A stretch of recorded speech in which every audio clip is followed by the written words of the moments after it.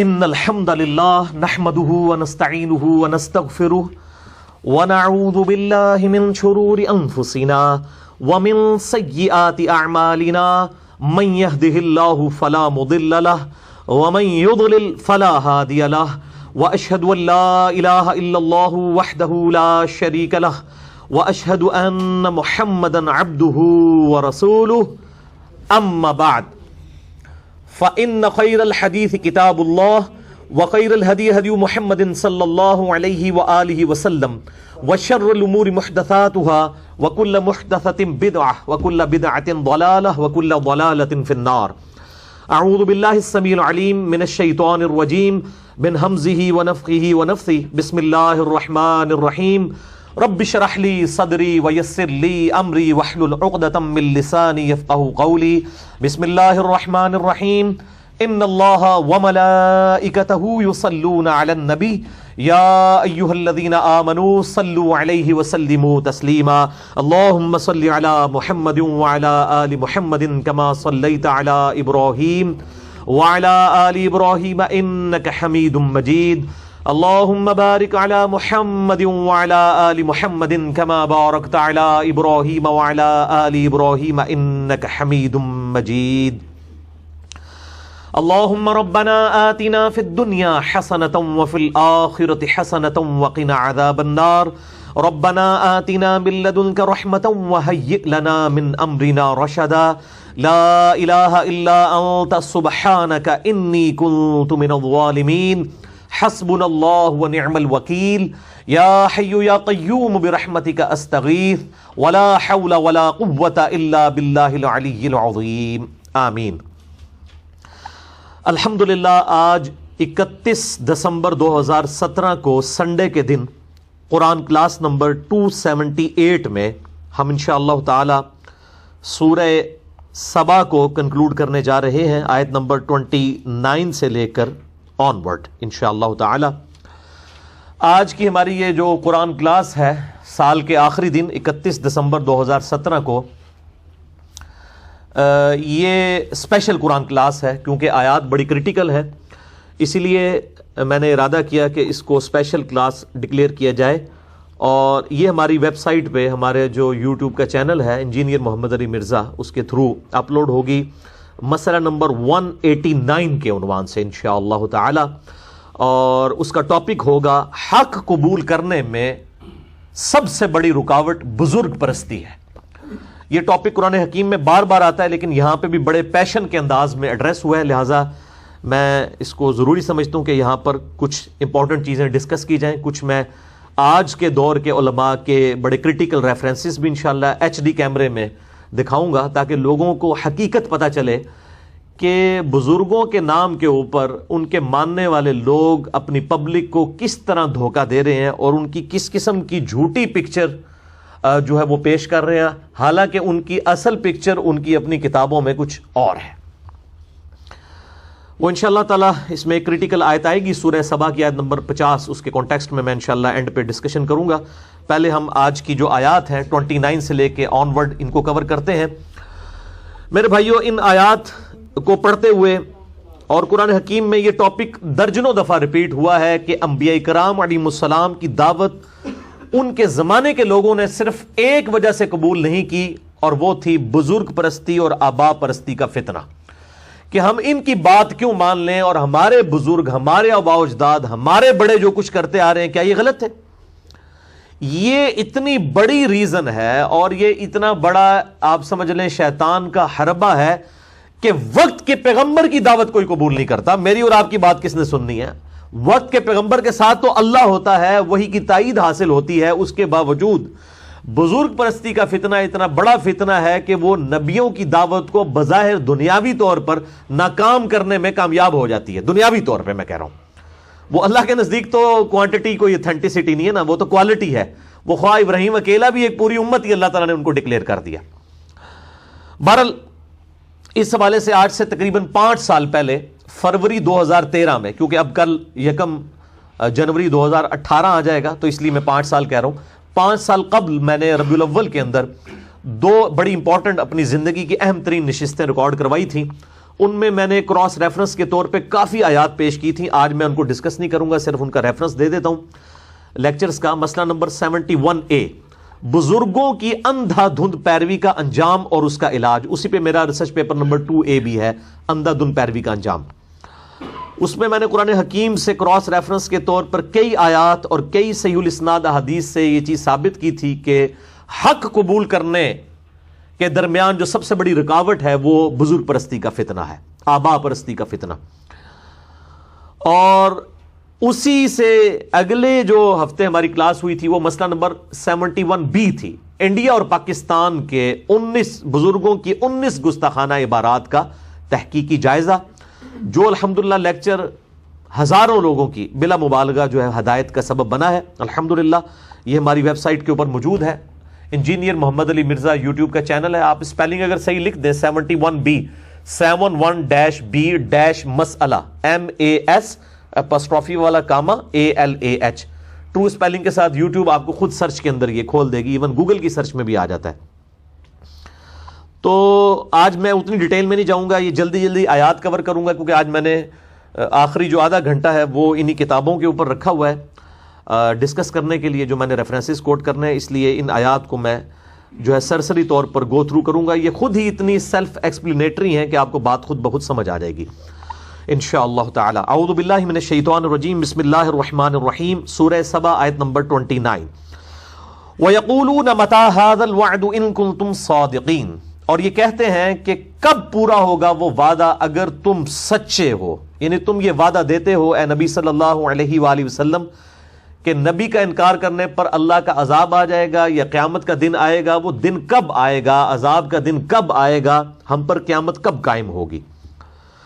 قُل لَكُمْ مِيعَادُ يَوْمٍ لَا تَسْتَأْخِرُونَ عَنْهُ سَاعَةً وَلَا تَسْتَقْدِمُونَ. اے محبوب صلی اللہ علیہ وآلہ وسلم ان سے فرما دو کہ وہ وعدے کا دن مقرر ہے, اور جب وہ آ جائے گا تو نہ تم ایک لمحہ پیچھے ہٹ سکو گے اور نہ ایک لمحہ آگے. جو بخاری اور مسلم کی متفق علیہ حدیث ہے کہ جو مر گیا اس کی قیامت قائم ہو گئی. آخرت کی پہلی منزلوں میں سے جو منزل ہے وہ انسان کی موت ہے اور پھر قبر کی زندگی. تو مرتے ہی قیامت قائم ہو گئی. تو نہ ایک لمحے آگے نہ ایک لمحے پیچھے. انڈیویجول تو ہر شخص کی قیامت آنی ہے, قیامت صغرا, اور ایک بڑی قیامت جو ہے جب سب کے سب لوگ آن دا ڈے آف ججمنٹ جمع کیے جائیں گے, وہ تو ایک الگ قیامت ہے. تم پہ تو قیامت آ جائے گی اور تمہاری موت نہ ایک لمحہ آگے ہوگی نہ پیچھے, ایگزیکٹ اس ٹائم کے اوپر آ جائے گی.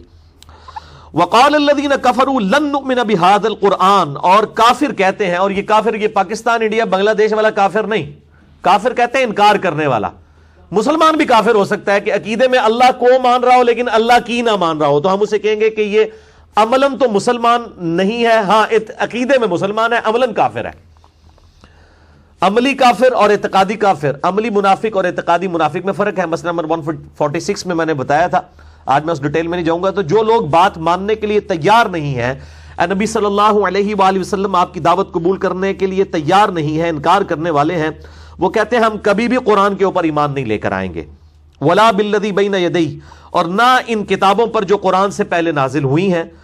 ولو تری اذ الظالمون موقوفون عند ربہم, اور اے محبوب صلی اللہ علیہ وآلہ وسلم کاش تم وہ وقت دیکھ لو جب یہ لوگ اپنے رب کے حضور کھڑے ہوں گے قیامت کے دن, اس حال میں کہ یرجع بعضهم الى بعض القول, کہ بعض کے ساتھ اس طریقے سے گفتگو کریں گے کہ ایک دوسرے پر الزام دھر رہے ہوں گے.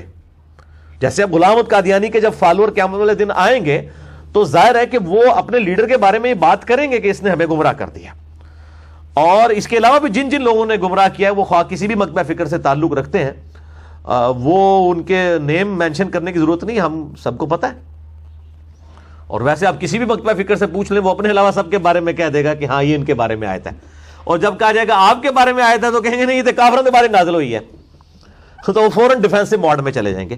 تو قرآن حکیم کی آیات آفاقی ہیں. میرا مسئلہ نمبر 154 ریکارڈڈ ہے کہ قرآن حکیم اپنے شان نزول کا محتاج نہیں ہے, اس کی آیات آفاقی ہیں, جس پہ فٹ اس کو گفٹ. یہ نہیں ہو سکتا کہ بھئی کافر پہ فٹ ہوگی تو مسلمان پہ نہیں ہوگی, مسلمان پہ فٹ ہوگی تو کافر پہ نہیں ہوگی. میں آج اس ڈیٹیل میں نہیں جاؤں گا. مسئلہ نمبر 154 ہے کہ آیات وہ کہتے ہیں کافروں کے بارے میں نازل ہوئی ہیں. وہ میں نے پھر کئی مثالیں دی ہیں کہ وہ کافروں کے بارے میں ہی آیات نازل ہوئی ہیں, لیکن مسلمانوں کے اوپر لگا رہے ہوتے ہیں اور اس کو کوئی خارجی نہیں سمجھ رہا ہوتا. جو خارجی کی رٹ لگاتے ہیں وہ بھی یہی کام کر رہے ہوتے ہیں. مثلا یقول ان کنتم تحبون اللہ فاتبعونی، اے محبوب صلی اللہ علیہ وآلہ وسلم ان سے فرماؤ کہ اگر تم اللہ سے محبت کرتے ہو تو پھر رسول اللہ کی اتباع کرو. یہ آیات تو نازل ہوئی تھی یہودیوں کے بارے میں، لیکن آپ بریلویوں کے میلاد کے جلسے نکال کے دیکھ لیں، وہ ہر جلسے کے اندر اس آیت کی تلاوت کریں گے اور کہیں گے دیکھیں جی نبی علیہ السلام کی اتباع کے بغیر، وہ اتباع کا ترجمہ ہی نہیں کرتے، وہ کہتے ہیں نبی علیہ السلام کی محبت کے بغیر اللہ کی محبت ایکسیپٹیبل نہیں، حالانکہ اتباع کا ذکر ہے. اتباع محبت کو نہیں کہتے، محبت پلس اطاعت کو کہتے ہیں. تو وہ پھر یہودی والی آیات ساروں کے اوپر کیوں لگا رہے ہوتے ہیں؟ تو پھر وہاں آپ کو کہیں گے نہیں قرآن کی آیات تو آفاقی ہیں، وہ تو رولز ہیں، جس پہ فٹ اس کو گفٹ. تو آج میں اس ڈیٹیل میں نہیں جا رہا. تو اللہ فرماتا ہے کہ وہ اس دن ایک دوسرے پر الزام دھریں گے. یقول الذین استضعفوا للذین استکبروا، جو کمزور سمجھے جاتے تھے، جو دنیا میں فالوورز تھے، وہ اپنے لیڈروں سے قیامت والے دن کہیں گے جو بڑے بڑے بنا کرتے تھے ان کے، لولا انتم لکنا مؤمنین، اگر تم لوگ نہ ہوتے تو ہم ضرور ایمان لانے والے ہوتے، ضرور وقت کے پیغمبر کی بات مان لیندے. بزرگوں تسی سانو مروا چھڑیا، یہ وہ کہیں گے قیامت والے دن. اب یہاں آپ کہہ کے دیکھیں تو لوگ کہتے ہیں جناب گستاخی کر دی ہے. انشاءاللہ تعالی یہ سارے کے سارے ہماری طرح اوپن گستاخ ہو جائیں گے قیامت والے دن، لیکن اس دن ان کی گستاخی ان کو فائدہ نہیں دے گی. یہ گستاخی آج فائدہ دے گی کہ آپ سمجھ لیں گے کون کنے تواڈے نال کم پایا ہوا ہے، انہوں سیاڑ لو، اے نہ ہوئے تواڈی آخرت ہی لے ڈبن نال. تو وہ جو فالوورز ہیں کمزور لوگ، وہ کہیں گے اپنے بڑوں سے تسی نہ ہوندے تے اسی گل مان لینی سی، سانوں تے پتہ لگ گیا سی کہ قرآن وچ لکھیا ہے، بخاری مسلم کی نماز دا طریقہ لکھیا ہے، تو تسی مروایا سانو. قال الذین استکبروا للذین استضعفوا، جواب دیں گے متکبرین، وہ بڑے بزرگ ان کے کمزور لوگوں سے، اپنے چیلوں چانٹوں سے، جن کو دنیا میں کہتے تھے ساڈے مرید ہو جاؤ اسی تانوں جنت ہی نال لے کے جاواں گے. ادھر جا کے کیا کہیں گے؟ انحن صددناکم عن الہدی بعد اذ جاءکم بل کنتم مجرمین. وہ کہیں گے کہ کیا ہم نے تمہیں ہدایت قبول کرنے سے روک لیا تھا جب تمہیں یہ پتہ چل گیا تھا کہ وقت کے پیغمبر کی دعوت حق ہے، تو ہم نے تمہیں کوئی زبردستی روکا تھا؟ بل کنتم مجرمین، بلکہ تم مجرم ہو، تسی کیوں نہیں گل منی؟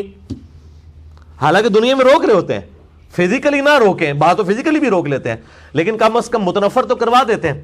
نہ قرآن حدیث ڈائریکٹ نہ پڑھنا، گمراہ ہو جاؤ گے، یہ روک رہے ہوتے ہیں نا. یہ یہودی کوئی آگے بات کرے نا، ہم کہیں گے اللہ کا دشمن ہے. لیکن یہودی نما عقائد رکھنے والا ایک مسلمان پگڑی داڑھی پہن کے رکھ کے نہیں، پگڑی بھی پہن کے داڑھی بھی پہن کے رکھی ہو تو واقعی داڑھی رکھ کے تو بندہ یہ بات نہیں کر سکتا. وہ ممبر پہ چڑھ کے اس طرح کی باتیں کرتے ہیں. پھر لیکن آپ کہتے ہیں بزرگ کہہ رہے کوئی حکمت ہے، یہ پتہ لگ جائے گا انہوں نے کیا کرنا ہے. تسی وہ سورہ حمیم السجدہ میں آتا ہے کہ یہ لوگ پھر قیامت دن کہیں گے اے اللہ جنوں اور انسانوں میں سے جو ہمارے بزرگ جنہوں نے ہمیں گمراہ کیا، آج ان کو ہمارے حوالے کر، ہم ان کو اپنے پاؤں کے نیچے روندیں جن کی وجہ سے ہم گمراہ ہوئے. اور سورۃ الاحزاب کے آخری رکوع کے اندر آتا ہے جو ہم پچھلی دفعہ کور بھی کر چکے ہیں کہ اے اللہ ہمارے بزرگوں کو دگنا عذاب دے کہ ان کی وجہ سے ہم گمراہ ہوئے. لیکن اللہ تعالیٰ وہ سب کے لیے، سورۃ الاعراف میں آتا ہے کہ جب وہ سفارش کریں گے نا کہ دگنا عذاب دے، اللہ کہے گا تمہارے لیے بھی دگنا ہے، تمہارے بزرگوں کے لیے بھی دگنا ہے، کیونکہ تم بھی تو آنے والوں کے لیے بزرگ بنے نا. یعنی بزرگ چلے گئے لیکن تمہارے آنے والے جو آئے انہوں نے تمہیں بزرگ مانا، سب کے لیے دگنا عذاب ہے. یہ لیم ایکسکیوز اللہ کی بارگاہ میں قبول کوئی نہیں ہوگا. جو بیڑا غرق ہونا ہے وہ تو ہو چکا ہوگا. اور اکثر لوگ کہتے ہیں نہیں وہ مر جائیں گے نا تو آخرت جا کے پتہ لگ جائے گا کون ٹھیک ہے کون غلط ہے. آخرت میں جا کے پتہ نہیں لگے گا، لگ پتہ جائے گا. ادھر پتہ لگنے کا کوئی فائدہ ہے کسی کو؟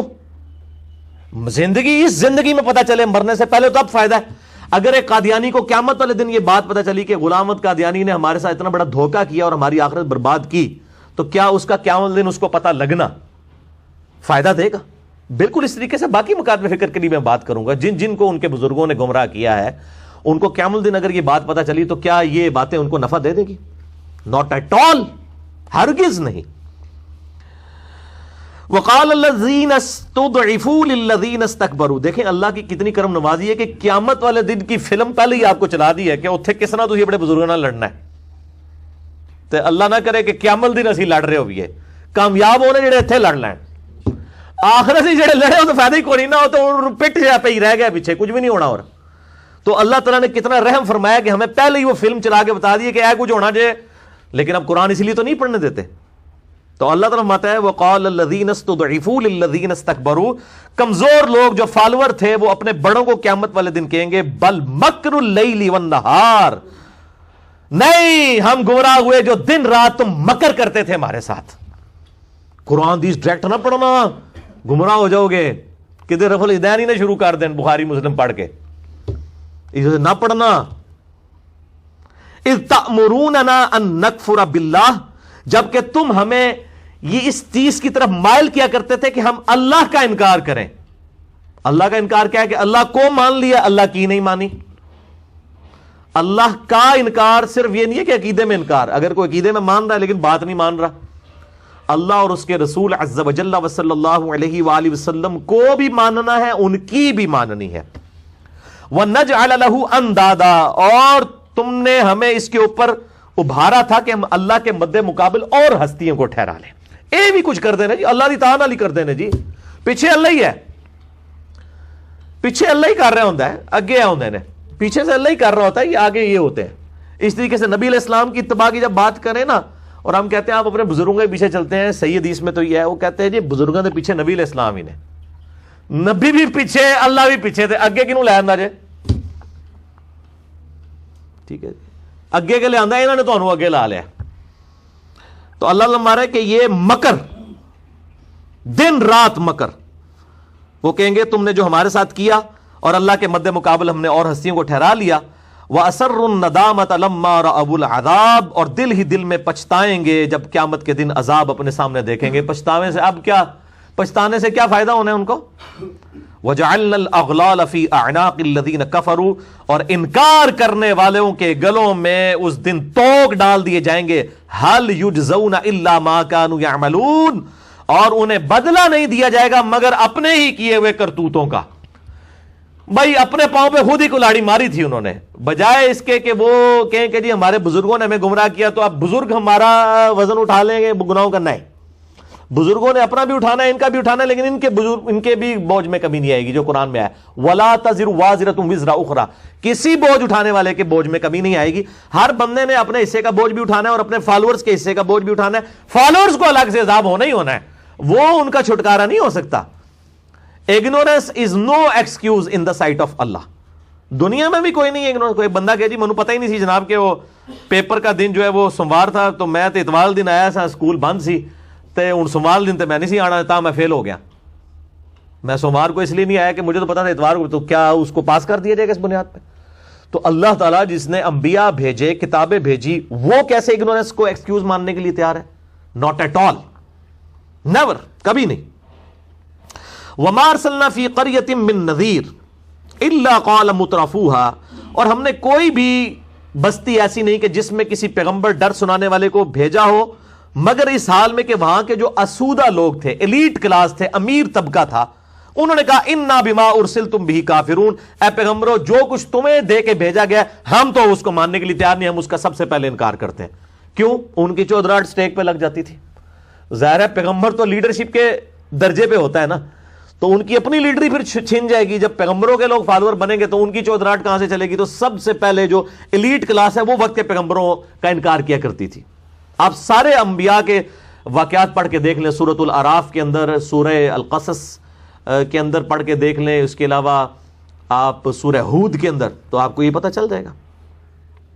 وَقَالُوا نَحْنُ أَكْثَرُ أَمْوَالًا وَأَوْلَادًا، اور کہتے ہیں ہم تو مال اور اولاد میں بہت بڑھ کے ہیں تم سے۔ وَمَا نَحْنُ بِمُعَذِّبِينَ، اور ہمیں تو عذاب دیے نہیں جا سکتا، ہم پہ تو پہلے ہی اللہ کا اتنا فضل ہے، اللہ نے ہمیں اگر اتنی دولت اور مال اولاد دیا ہے تو اس کا مطلب ہے ہم تو اللہ کے چہیتے ہیں، تو آخرت میں بھی ہمیں یہ سب کچھ ملے گا، نعوذ باللہ۔ قل ان ربی یبسط الرزق لمن یشاء ویقدر، اے نبی فرما دیجئے صلی اللہ علیہ وآلہ وسلم کہ میرا رب جس کا چاہتا ہے اس کا رزق تنگ کر دیتا ہے، جس کا چاہتا ہے کھلا کر دیتا ہے۔ رزق کی تنگی یا کھلا ہونا کسی کی بزرگی یا نہ ہونے کی دلیل نہیں ہے، ورنہ اس کائنات میں سب سے محبوب ہستی محمد رسول اللہ صلی اللہ علیہ وآلہ وسلم کا حال کیا تھا؟ بخاری مسلم میں آتا ہے کہ بعض اوقات 1 مہینہ 2 مہینے بعض اوقات 3 مہینے تک بھی گھر میں چولہا نہیں جلتا تھا اور 2 کالی چیزوں پانی اور کھجور کے اوپر گزارا ہوتا تھا۔ وَلَٰكِنَّ أَكْثَرَ النَّاسِ لَا يَعْلَمُونَ، لیکن اس حقیقت کو تو اکثر لوگ جانتے ہی نہیں، وہ رزق کے اوپر ہی جج کر رہے ہوتے ہیں کہ کس پہ اللہ کا فضل ہے۔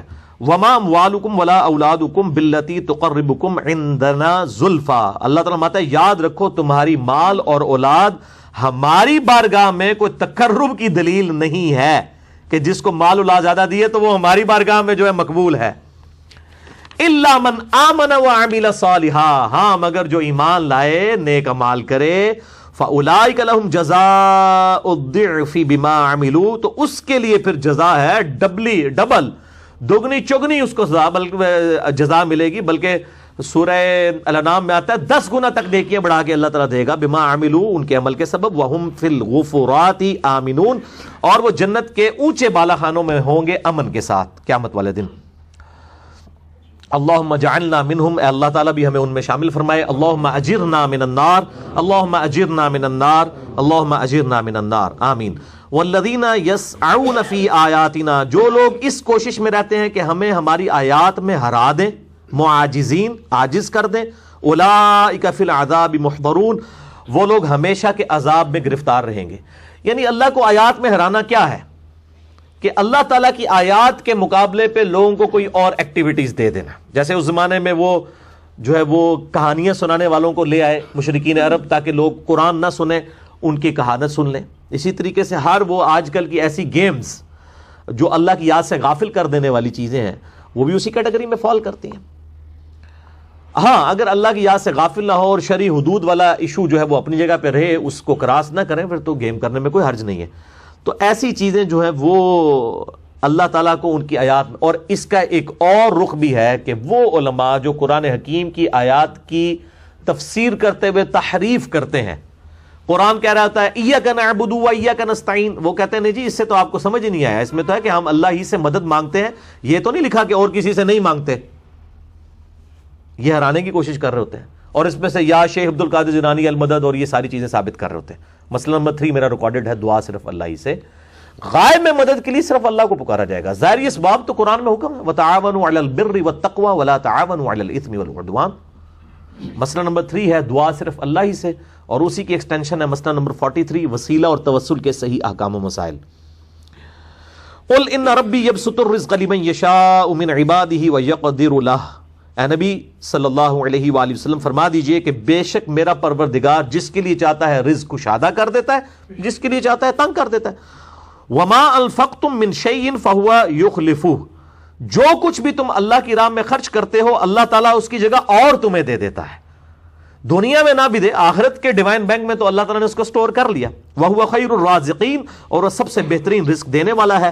وَيَوْمَ يَحْشُرُهُمْ جَمِيعًا، اور وہ قیامت والے دن تم سب کو جمع کرے گا. ثُمَّ يَقُولُ لِلْمَلَائِكَةِ أَهَؤُلَاءِ إِيَّاكُمْ كَانُوا يَعْبُدُونَ، پھر اللہ تعالیٰ فرشتوں سے پوچھے گا کہ یہ لوگ تمہاری پوجا کیا کرتے تھے. انہوں نے فرشتوں کے ناموں کے اوپر بت بنائے ہوئے تھے اور کہتے تھے یہ فرشتوں کے بت ہیں، فرشتے اللہ کی بیٹیاں ہیں. تو اللہ تعالیٰ فرشتوں کو بھی قیامت دن جمع کر کے کہے گا کہ ہاں جی فرشتوں یہ تمہاری عبادت کیا کرتے تھے. جیسا کہ سورہ المائدہ کے آخری رکوع میں آتا ہے کہ عیسیٰ ابن مریم سے اللہ تعالیٰ پوچھے گا کیا تو نے لوگوں سے کہا تھا کہ لوگ تجھے اور تیری ماں کی پوجا شروع کرتے ہیں؟ وہ کہیں گے یا اللہ تو پاک ہے، مجھے کب شایا تھا میں ایسی بات کرتا. بالفرض اگر میں نے کوئی کی بھی ہوگی تیرے ان میں ہوگی، جو تیرے جی میں ہے وہ میں نہیں جانتا، جو میرے جی میں ہے تو وہ جانتا ہے. اب یہ تیرے بندے ہیں، چاہے ان کو عذاب دے چاہے بخش دے، یا اللہ میرا کوئی لینا دینا نہیں ان کے ساتھ. یہ ہے معاملہ. یہاں پہ فرشتے بھی یہی بات کر رہے ہوں گے. قالوا سبحانک، فرشتے کہیں گے اے اللہ تو پاک ہے، انت ولینا من دونہم، اے اللہ تو ہمارا پشت پناہ، تو ہمارا ولی ہے، ہمارا کیا لینا دینا ان کے ساتھ جنہوں نے ہمیں تیرے مقابلے پر کھڑا کر دیا تھا. بل کانوا یعبدون الجن، بلکہ یہ تو جنوں کو پوجا کیا کرتے تھے. اکثرهم بهم مؤمنون، اور اکثر کا اعتقاد انہی کے اوپر تھا. تو یہ بزرگ خود انکار کر دیں گے. یعنی شیخ عبد القادر جیلانی رحمہ اللہ تعالی یا مولا علی علیہ السلام قیامت الدن جن لوگوں نے ان کو مدد کے لیے پکارا ہے وہ تو خود ان کے دشمن بن جائیں گے. ایون آتا ہے سورۃ الاحقاف میں دشمن ہو جائیں گے. اور اس ٹاپک پہ جتنی آیات قرآن حکیم میں ہے میں نے مسئلہ نمبر 121 میں ساری کور کی ہیں کہ قیامت والے دن یہ بزرگ دشمن ہو جائیں گے اپنے فالوور کے کہ تسی تو اللہ کے بندو ساڑھو کے مروان لگے ہو، ساڑھا نہ پہ لیندے ہو تسی، ہم نے تو تمہیں یہ نہیں کہا تھا کہ یہ کچھ کرو، اور آج جو ہے وہ تم ہمارا نام لے رہے ہو. یا اللہ ہم بری ہیں ان سے، ان کو جدھر مرضی پھینک دوزخ میں، ہمارا کیا لینا دینا ان کے ساتھ. وَلِعَوْذُ بِاللَّهِ تَعَالَى. تو وہی فرشتے بھی کہیں گے فَالْيَوْمَ لَا يَمْلِكُ بَعْضُكُمْ لِبَعْضٍ نَفْعًا وَلَا ضَرًّا، پس اس دن کسی کو نفع نہیں دے گا نہ کوئی نقصان دے سکے گا آپس میں ایک دوسرے کو. وہ تو لمن الملک اليوم للہ الواحد القہار, اللہ کی بادشاہت ہے, جس کو چاہے وہ نفع دے جس کو چاہے نقصان دے. قیامت الدین دنیا میں تو اس نے کھلی چھٹی دی ہوئی ہے, آخرت میں صرف اس کا حکم چلنا ہے. دنیا میں اس کی ڈھیل کی وجہ سے لوگ بھی اپنی مرضی سے کچھ کام کر لیتے ہیں, وہ بھی جن و انس, باقی مخلوقات نہیں. وَنَقُولُ لِلَّذِينَ ظَلَمُوا ذُوقُوا عَذَابَ النَّارِ الَّتِي كُنتُمْ بِهَا تُكَذِّبُونَ, اور پھر انکار کرنے والوں سے کہا جائے گا قیامت والے دن کہ چکھو عذاب کا مزہ جو تم دنیا میں ان آیات کو جھٹلایا کرتے تھے, چاہے عقیدے میں جھٹلاتے تھے چاہے عمل میں جھٹلاتے تھے.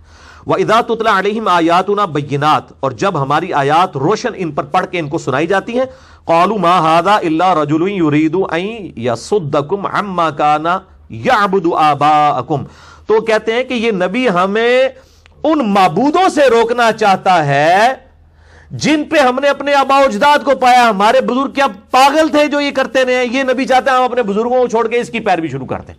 آج بھی جو نبی صلی اللہ علیہ وآلہ وسلم کی سچی دعوت لے کے اٹھتا ہے نا, اس کو بھی یہ تانا ملتا ہے یار ایک نئے فرقہ لانچ کرتا ہے. بھائی نیا فرقہ تو تب لانچ ہو جب قرآن بخاری مسلم سے ہٹ کے کو حوالے دیے جائیں.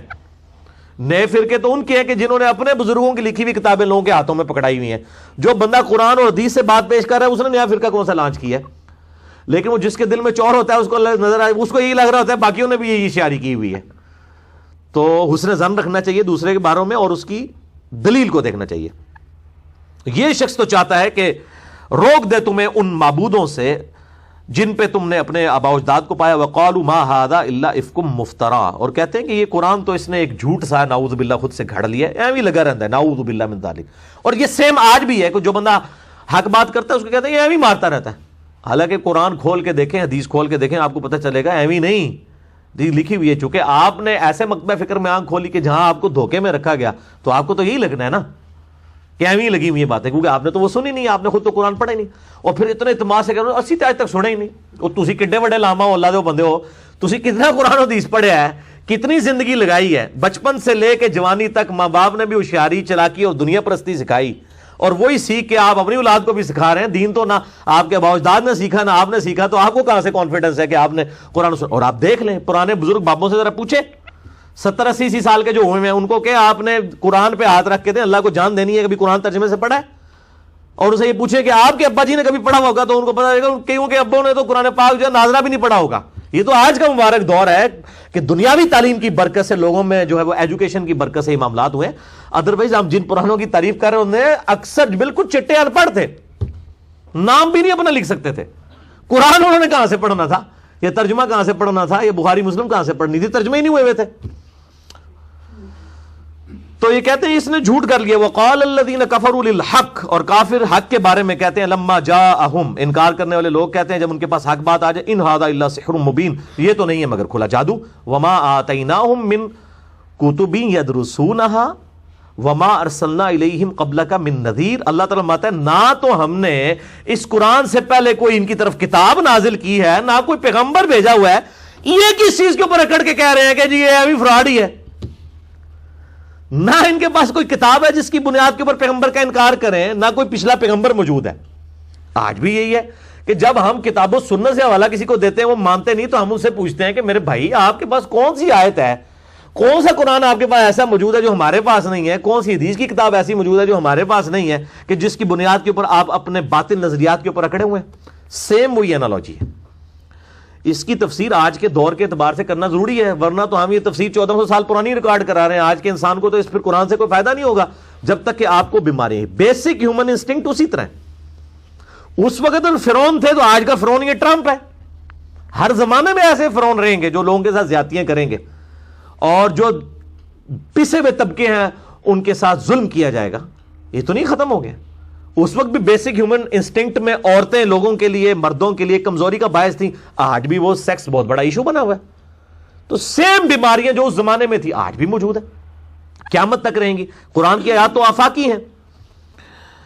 وَكَذَّبَ الَّذِينَ مِن قَبْلِهِمْ, اے نبی صلی اللہ علیہ وآلہ وسلم آپ سے پہلے بھی نبیوں کو جھٹلایا گیا. وَمَا بَلَغُوا مِعْشَارَ مَا آتَيْنَاهُمْ فَكَذَّبُوا رُسُلِي, اور آپ کے جو مخالفین کفار مکہ کو تو عشر عشیر بھی نہیں, 10واں حصہ بھی نہیں دیا گیا اس طاقت کا اور اس رزق کا جو ہم نے اگلے کافروں کو دیا تھا، تو جب انہوں نے ہمارے رسولوں کا انکار کیا فَكَيْفَ كَانَ نَكِيرٌ، تو دیکھو کہ ہمارا عذاب پھر کیسا ہوا۔ وہ اکھاڑ کے پھینک دیے گئے کھجور کے تنوں کی طرح، ان کی لاشیں پڑی ہوئی تھیں، اتنے اونچے اونچے قدوں والے لوگ جنہوں نے پہاڑوں کے اندر غار بنا کے تو اپنی اتنی بڑی بڑی، آج بھی ان کے کھنڈرات جو ہیں وہ عرب کے اندر موجود ہیں، اتنی طاقت والے لوگ تھے، ہم نے ان کو اکھاڑ کے پھینک دیا پیغمبروں کی نافرمانی کے سبب۔ آپ کے مخالفین کس جو ہے وہ کھیت کی مولی ہیں کہ یہ بچ جائیں گے؟ قل انما اعظکم بواحدہ، بڑی زبردست بات آ رہی ہے، اے نبی فرما دیجئے ان سے صلی اللہ علیہ وآلہ وسلم، دیکھو میں تمہیں ایک نصیحت کرتا ہوں، ان تقوموا للہ مثنی وفرادا ثم تتفکروا، بڑی ایمانداری کے ساتھ تم ایک ایک یا دو دو کر کے ایک جگہ پہ جمع ہو اور پھر آپس میں برین سٹارمنگ کرو، فکر کرو۔ کیا فکر کرو؟ ما بصاحبکم من جنہ، کہ یہ جو نبی صلی اللہ علیہ وآلہ وسلم تمہارے صاحب جو تمہیں بلا رہے ہیں، کیا یہ مجنون ہے؟ ان کے اوپر کوئی جنات کا اثر ہوا ہوا ہے؟ ان ہوا الا نذیر لکم بین یدی عذاب شدید، نہیں بلکہ وہ تو ہے ڈر سنانے والے اس آخرت کے بڑے دن کے عذاب کے آنے سے پہلے پہلے تمہیں ڈر سنانے کے لیے ہیں۔ تم آپس میں ذرا سوچو کہ 40 سال کا کریکٹر ایک آدمی کا تمہارے سامنے ہے جسے تم صادق اور امین کہتے ہو، سورہ یونس کی آیت نمبر 15 میں آتا ہے کہ نبی صلی اللہ علیہ وآلہ وسلم ان سے فرمائیے میں اتنا عرصہ تم میں رہا ہوں، میرا کریکٹر ایک کھلی کتاب ہے، مطلب تم اب میں نے جب یہ حق بات شروع کی ہے تو تم نے یہ کہنا شروع کر دیے، تو نعوذ باللہ جو ہے اس کے اوپر مجنون۔ آپ بھی یہ آج کر کے دیکھ لیں، یعنی میں نے 31 سال بریلوی مکتبہ فکر میں گزرے، جب ہم نے ان کو بتایا کہ میرے بھائی ہمیں تو غلط بات بتائی گئی تھی، آپ یہ بات قبول کریں، تو کہتے ہیں یہ تو قادیانی ہے۔ یعنی 31 سال تک جب ہم بریلوی تھے اس وقت ہم قادیانی نہیں تھے، جیسے ہی ہم نے اپنے مکتبہ فکر سے اختلاف رائے کیا تو ہمارے مکتبہ فکر نے ہمیں قادیانی کہنا شروع کر دیا، ایکس مکتبہ فکر نے۔ اس کا مطلب ہے 31 سال تک جو ہم قادیانی تھے وہ والے تو پھر آپ بھی تھے، پھر تو یہ لاجک مانی جائے، تو اس قسم کی پھر لاجکس دینا شروع کر دیتے۔ تو اے نبی سے فرماؤ کہ تم ذرا تفکر کرو کہ یہ جو شخص جس کے بارے میں تم یہ دعویٰ کر رہے ہو، کیا واقعی یہ مجنون ہے نعوذ باللہ؟ کوئی اس کے اوپر جنات کا اثر ہے؟ نہیں، وہ تو اللہ کی طرف سے ڈر سنانے والے ہیں۔ قل ما سألتکم من اجر فہو لکم، اے نبی فرما دیجئے جو میں تم سے معاوضہ مانگ رہا ہوں نا، اگر کوئی نعوذ باللہ کہ اس تبلیغ کے بدلے میں مجھے کچھ دو تو اپنے پاس ہی رکھو۔ ہم بھی یہی کہتے ہیں کہ میرے بھائیو، اگر ہم اس دعوت و تبلیغ کے بدلے میں کوئی آپ سے پیسے مانگ رہے ہیں نعوذ باللہ، کبھی ہم نے خواب میں نہیں مانگے، بیداری میں تو مانگنا دور کی بات ہے، تو اپنے پاس رکھیں۔ اللہ کے بندو حق بات کو قبول کرو، اپنے پاس رکھو۔ ان اجریہ الا علی اللہ، میرا اجر تو نہیں ہے مگر اللہ تعالیٰ کے پاس۔ وَهُوَ عَلَى كُلِّ شَيْءٍ شَهِيدٌ، اور وہ ہر چیز پر گواہ ہے۔ قُلْ إِنَّ رَبِّي يَقْذِفُ بِالْحَقِّ، فرما دیجئے محبوب صلی اللہ علیہ وآلہ وسلم میرا رب جو ہے وہ حق سے ضرب لگاتا ہے، علام الغیوب، جو غیبوں کا جاننے والا ہے۔ باطل کے اوپر ضرب حق بات سے لگتی ہے، باطل غائب ہو جاتا ہے۔ قُلْ جَاءَ الْحَقُّ، اے نبی فرما دیجئے کہ حق آ گیا صلی اللہ علیہ وآلہ وسلم۔ وما یبدئ الباطل وما یعید، اور باطل اور اس کی ساری قوتوں کا خاتمہ ہو گیا۔ الحمدللہ۔ اگلی آیت بہت اہم ہے جس کے اوپر میں نے ڈیٹیل گفتگو کرنی ہے، لیکن پہلے ہم یہ آیات کور کر لیں، اس کے بعد انشاءاللہ ڈیٹیل اسی آیت کے اوپر گفتگو ہونی ہے۔ قل ان ضللت، اے نبی صلی اللہ علیہ وآلہ وسلم فرما دیجئے کہ بالفرض اگر تم یہ سمجھتے ہو کہ میں گمراہ ہو گیا ہوں، فَإِنَّمَا أَضِلُّ عَلَى نَفْسِي، تو میری گمراہی کا وبال پھر مجھ پہ ہی ہے، تم ٹینشن نہ لو۔ وَإِنِ اهْتَدَيْتُ، اور اگر میں یہ کہہ رہا ہوں کہ میں ہدایت پہ ہوں، فَبِمَا يُوحِي إِلَيَّ رَبِّي، تو میں اس وحی کے سبب یہ دعویٰ کر رہا ہوں کہ میں ہدایت کے اوپر ہوں جو میرے رب نے میری طرف کی ہے۔ اگر تم میرا یہ کانفیڈنس دیکھ رہے ہو نا کہ میں ہر ایک کو غلط کہہ رہا ہوں اور وحی کو ٹھیک کہہ رہا ہوں، تو تم اس بات کو دیکھو، یہ وحی اللہ کی طرف سے آئی ہے۔ انہ سمیع قریب، بے شک وہ سننے والا ہے اور بالکل قریب ہے۔ ولو تری اذا فزعوا فلا فوت واخذوا من مکان قریب، کاش تم وہ وقت دیکھ لو جب یہ گھبرائے ہوئے بھاگنے کی کوشش کریں گے عذاب سے، تو قریب سے ہی پکڑ لیے جائیں گے۔ والعیاذ باللہ تعالی۔ وقالوا آمنا به، اور کہیں گے ہم ایمان لے آئے وقت کے پیغمبر پہ، لیکن قیامت الدین ایمان لانے کا کوئی فائدہ ہے؟ والعیاذ باللہ تعالی۔ اللہم من احییتہ منا فاحیہ علی الاسلام ومن توفیتہ منا فتوفہ علی الایمان۔ وَأَنَّا لَهُمُ تنابش من مکان بعید، لیکن اب وہ کیوں کر پا سکتے ہیں ایمان کو اتنی دور کی جگہ سے؟ اب مر کے اللہ کے پاس آ گئے، اب دنیا میں جا کے دوبارہ تو ایمان کو کیچ کر کے واپس تو نہیں لا کے پیش کر سکتے کہ اللہ یہ ہے میرا ایمان، ناٹ ایٹ آل۔ وقد کفروا به من قبل، جبکہ اس سے پہلے دنیا میں وہ کفر کیا کرتے تھے۔ وَيَقْذِفُونَ بِالْغَيْبِ مِن مَّكَانٍ بَعِيدٍ، اور حق بات کو بغیر سنے ہوئے یاوا گوئیاں کر کے ہی ٹال دیا کرتے تھے کہ بات کوئی ہو رہی ہے اس کو سنے، کوئی اس کی تحقیق کرے، وہ نہیں یہی غلط ہے، وہ پتہ ہے سانو غلط ہے۔ آج بھی یہ کچھ ہو رہا ہے، دیکھیں کتنی زبردست آیات ہیں۔ وَحِيلَ بَيْنَهُمْ وَبَيْنَ مَا يَشْتَهُونَ كَمَا فُعِلَ بِأَشْيَاعِهِمْ، اور رکاوٹ کھڑی کر دی جائے گی ان کے درمیان اور ان چیزوں کے درمیان جو وہ دل سے چاہتے ہوں گے۔ کیا چاہتے ہوں گے؟ کہ ہم بھی جنت میں چلے جائیں، لیکن جنت ان کے درمیان رکاوٹ کھڑی کر دی جائے گی، جیسا کہ ان کے ہم مشرب لوگوں کے ساتھ پہلے کیا گیا من قبل، یعنی جو ان سے پہلے لوگ گزرے تھے، جیسے ان کا ٹھکانہ دوزخ ہوگا، نبی صلی اللہ علیہ وآلہ وسلم کے مخالفین کا ٹھکانہ بھی دوزخ ہوگا۔ اب قیامت والے دن ایمان لانا ان کو قطعاً کوئی نفع نہیں دے گا۔ انہم کانوا فی شک مریب، بے شک اس سے پہلے دنیا کی زندگی میں وہ ایسے شک میں مبتلا تھے کہ وہ دوسروں کو بھی شک میں ڈالنے والا تھا۔ تو دنیا میں چونکہ شک کی زندگی گزاری، حق بات کو قبول نہیں کیا، اب اللہ تعالیٰ کے حضور کوئی چیز قابل قبول نہیں ہوگی۔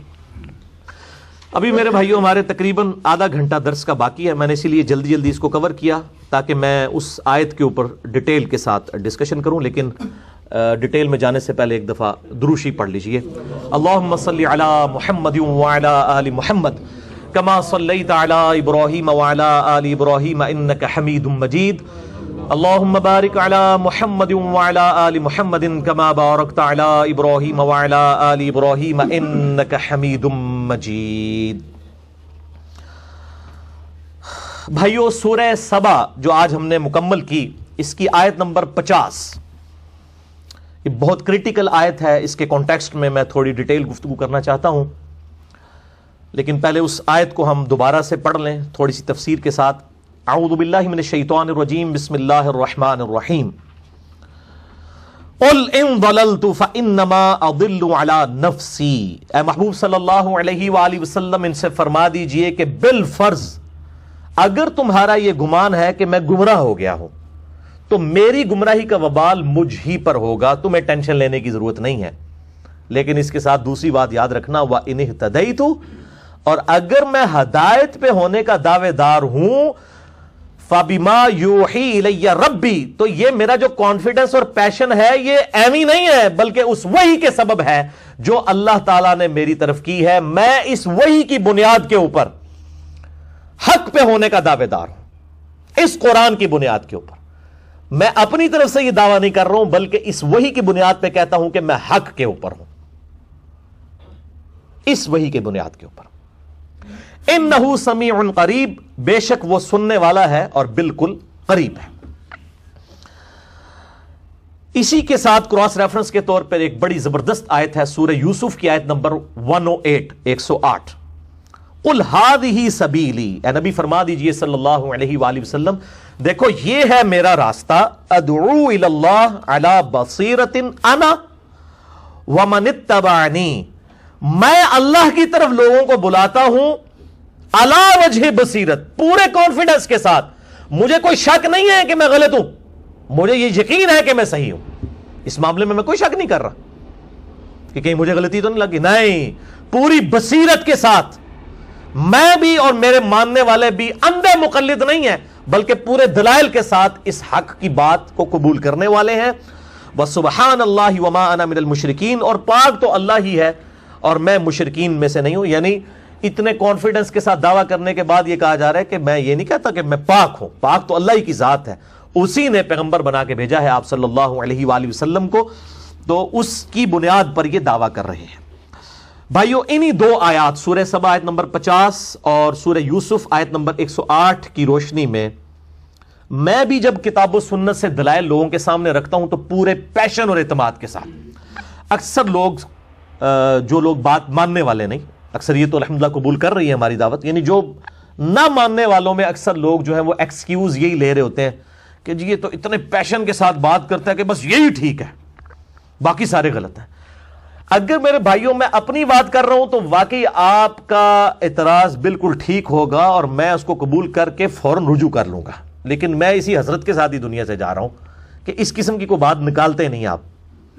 اگر میں کتاب اللہ اور سنت بخاری اور مسلم سے کوئی احادیث پیش کر کے پورے پیشن سے بتاتا ہوں کہ یہ بات صحیح ہے، یہ کانفیڈنس میرا وحی کے اندر ہے جو نبی علیہ السلام سے بھی کہا گیا وَإِنِ اهْتَدَيْتُ فَبِمَا يُوحِي إِلَيَّ رَبِّي، اے نبی فرما دیجئے اگر میں ہدایت پہ ہونے کا دعوے دار ہوں تو وحی کی بنیاد پر، اور میں بھی نبی علیہ السلام کے ڈاکیے کی حیثیت سے ان پر جو وحی نازل ہوئی جو کنتم خیر امت اخرجت للناس تأمرون بالمعروف وتنہون عن المنکر کے تحت تم بہترین امت ہو جو لوگوں کے نفع کے لیے نکالے گئے، لوگوں کو نیکی کی طرف بلاتے ہو، برائی سے روکتے ہو۔ ہم کتاب و سنت میں اگر کانفیڈنس رکھتے ہیں اور ہم فنڈامنٹلسٹ ہیں اس حوالے سے تو یہ تو ہمارے ایمان کا تقاضا ہے۔ میں کیوں لولی لنگڑی دعوت پیش کروں کہ ہو سکتا ہے آیت ٹھیک ہی ہوئے تو ہو سکتا ہے بزرگ ٹھیک ہو، کیوں بھائی؟ مجھے اعتماد ہے کہ قرآن حق ہے، بخاری مسلم حق ہے، پورے پیشن کے ساتھ بیان کروں گا، یہ تو میرے ایمان کا تقاضا ہے، اپنی رائے نہیں ہے، یہ وحی کا بیان کرنا ہے۔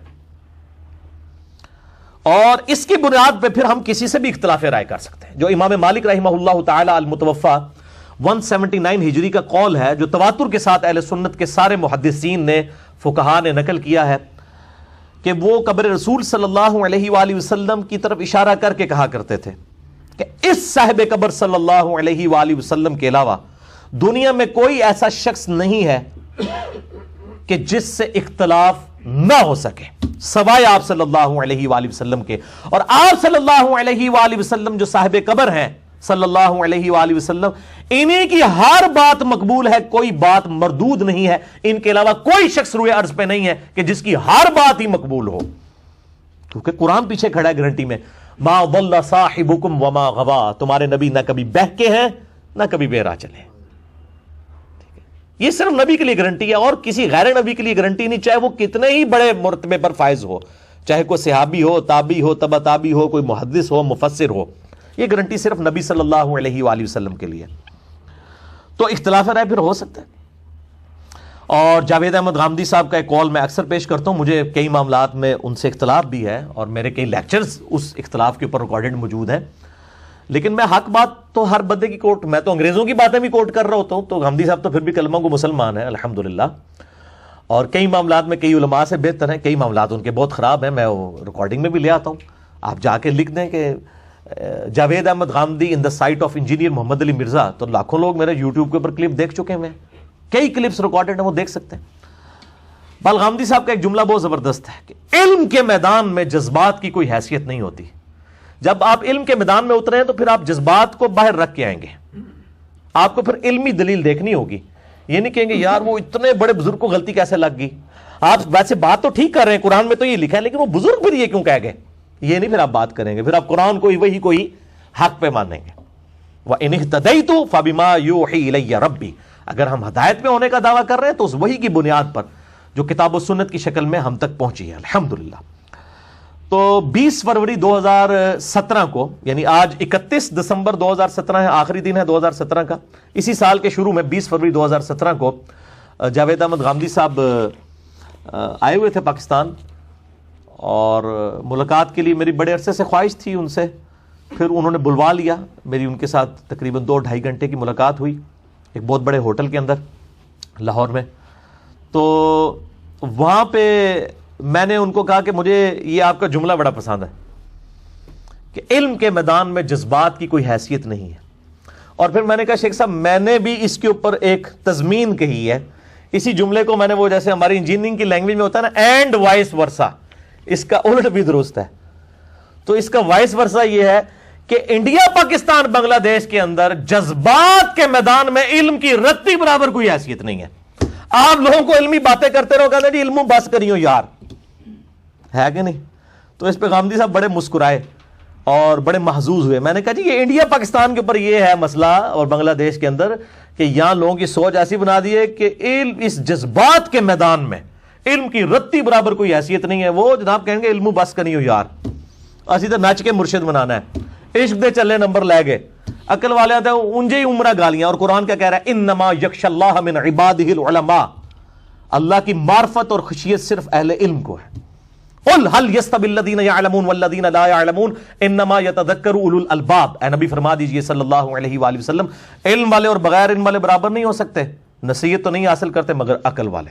لیکن ان کو قرآن پڑھے گا تو انہیں پتہ لگے گا نا کہ قرآن میں کیا لکھا ہوا ہے. ان کی تو مت مار دی ہوئی ہے انہوں نے. تو جذبات کے اس عجیب و غریب میدان میں سب کانٹیننٹ کے علم کی رتی برابر حیثیت نہیں، لیکن الحمدللہ لوگ حق بات بھی لاکھوں کی تعداد میں ہیں جو لوگ قبول کر رہے ہیں. ہم بالکل نا امید نہیں ہیں، یہ دعوت بلند کی تھی، الحمدللہ اللہ تعالیٰ نے دنیا کے ہر بر اعظم تک پہنچائی ہے. اور اردو زبان میں الحمدللہ مطلب میں یہ تحدیث نعمت کے طور پہ کہتا ہوں، میں کوئی کمائی نہیں کر رہا، ورنہ ہم اپنا چینل مونیٹائز کریں، ہماری تقریباً 15 سے 20 لاکھ روپیہ مہینے کی انکم بنتی ہے گھر بیٹھے ہوئے. اگر اسے مونیٹائز کرنا شروع کر دیں یوٹیوب کے اوپر، نہیں کر رہے ہیں. اور میری طرف سے کسی کو اجازت نہیں کہ میرے لیکچرز کو مونیٹائز کریں. میں بار بار لوگوں کو منع کر رہا ہوں، مطلب یہ میری بدنامی کا سبب نہ بنے. اگر آپ نے اللہ کے لیے کام کرنا ہے یہ حرکتیں مت کریں. میری طرف سے کسی کو اجازت نہیں. اپلوڈ کرنے کی اجازت ہے، وہ بھی کاٹ چھاٹ کے نہیں، پوری بات، لیکن مونیٹائز کرنے کی کسی کو اجازت نہیں ہے. تو الحمدللہ یہ بات پہنچ رہی ہے اور حق کی آواز جو ہے وہ اثر رکھتی ہے. آپ بے فکر رہیں، آپ اگر سچائی کے ساتھ بات کر رہے ہیں اللہ تعالیٰ آپ کی بات لوگوں تک پہنچائے گا انشاءاللہ تعالیٰ. تو آج اردو زبان کے اندر اتنی بڑی ویورشپ کسی کی نہیں ہماری، یعنی پر منتھ 1.5 سے 2 لاکھ جو آپ سمجھ لیں ویورشپ ہے روزانہ کے اعتبار سے. یعنی مہینے میں 40-50 لاکھ لوگ، روزانہ کی 1.5 سے 2 لاکھ ویورشپ ہے 24 گھنٹے کے اندر. بعض کا 3-3 4-4 لاکھ ویورشپ آتی ہے. اور یوٹیوب کے چینل کے اوپر پورا انالیسس اس کا آ جاتا ہے. ایک دن میں 2 سے 3 لاکھ لوگ وزٹ کرتے ہیں ہمارے یوٹیوب کے چینل کو، ایک چینل کو جو شارٹ کلپس والا انجینئر محمد علی مرزا. اور باقی لوگوں نے جو کیے ہیں آپ دیکھ لیں. بلکہ اس وقت تو جس نے بھی کوئی کمائی کرنی ہوتی ہے وہ میرے ہی کلپ چڑھا دیتا ہے. باقی لوگ تو تقریباً آپ دیکھیں، میں فخر کے طور پہ نہیں بتا رہا، میں آپ کو سچائی کی بات کر رہا ہوں. الحمدللہ پہنچ رہی ہے، لہذا پریشان نہ ہو اور ہمت نہ ہاریں، اس بات کو لوگوں تک پہنچائیں.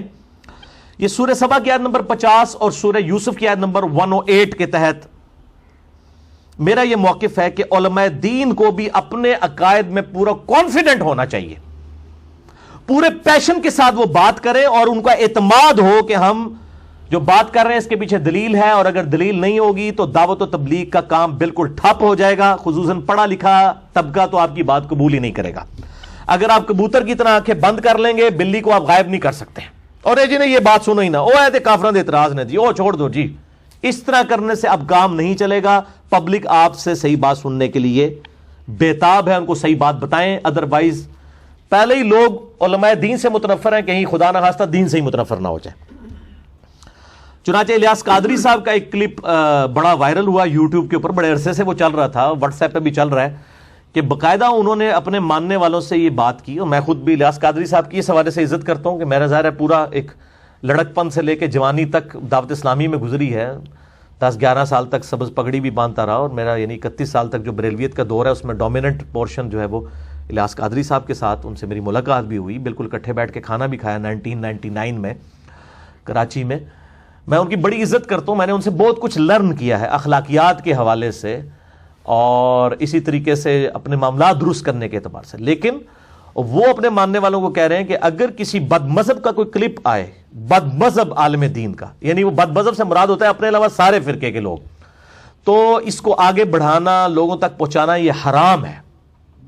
بلکہ ایک ویڈیو میں تو وہ کہہ رہے تھے کہ میرے کان بہرے ہیں، میری آنکھیں اندھی ہیں ہر اس بات کو سننے سے اور دیکھنے سے جو میرے بزرگوں کے خلاف ہو. میں اس پہ وہی کہوں گا جو قرآن حکیم نے کہا سم بکم عمی فہم لا یرجعون. یہ گونگے ہیں، بہرے ہیں، اندھے ہیں، یہ حق کی طرف لوٹ کے آنے والے نہیں ہیں. یعنی یہ قرآن حکیم میں اس طریقے سے. اور یہ صرف الیاس قادری صاحب کا مسئلہ نہیں ہے، باقیوں کا بھی یہی ایشو ہے. بریلوی، دیوبندی، اہل حدیث، اہل تشیع علماء، وہ سب اپنی پبلک گیدرنگ کو اپنے ساتھ اٹیچ کرنے کے لیے تاکہ وہ انہی کے ساتھ اٹیچ رہیں، اس قسم کے حربے لوگوں کو سکھاتے رہتے ہیں. اور دوسرے علماء کے بارے میں ایسی ایسی ادبی گالیاں ڈیوائز کی ہوئی ہیں کہ آپ سن کے حیران ہو جائیں گے. ایسی ایسی ادبی گالیاں، میں 10 گالیاں آپ کو بتاتا ہوں جو وہ عموماً دیتے ہیں، ادبی گالیاں. نمبر 1 بد مذہب ہے یہ مخالفین کے لیے. نمبر 2 بد عقیدہ. نمبر 3 وہابی. نمبر 4 بدعتی. نمبر 5 مشرک. نمبر 6 گستاخ. نمبر 7 نجدی. نمبر 8 خارجی. نمبر 9 شیطان اور نمبر 10 بد عقیدہ اور غیر مقلد گمراہ. یہ تو ادبی گالیاں تھیں. اور اگر آپ نے غیر ادبی اور غیر اخلاقی گالیاں سننی ہو تو شیخ یوٹیوب حافظہ اللہ تعالی و دامت برکاتہم عالیہ، ظاہر یوٹیوب سے ہم اب علم حاصل کر رہے ہیں نا، اللہ تعالیٰ اس کی حق باتوں کو سلامت رکھے اور باطل کو ختم فرمائے. آپ اس کے اوپر جا کے ذرا علماء کی جو اگر آپ نے ننگی گالیاں سننی ہے نا تو کوئی بازاری لوگ بھی اتنی موٹی اور بھاری گالیاں ان کے دماغ میں بھی نہیں کبھی آئیں گی جو وہ نکالتے ہیں.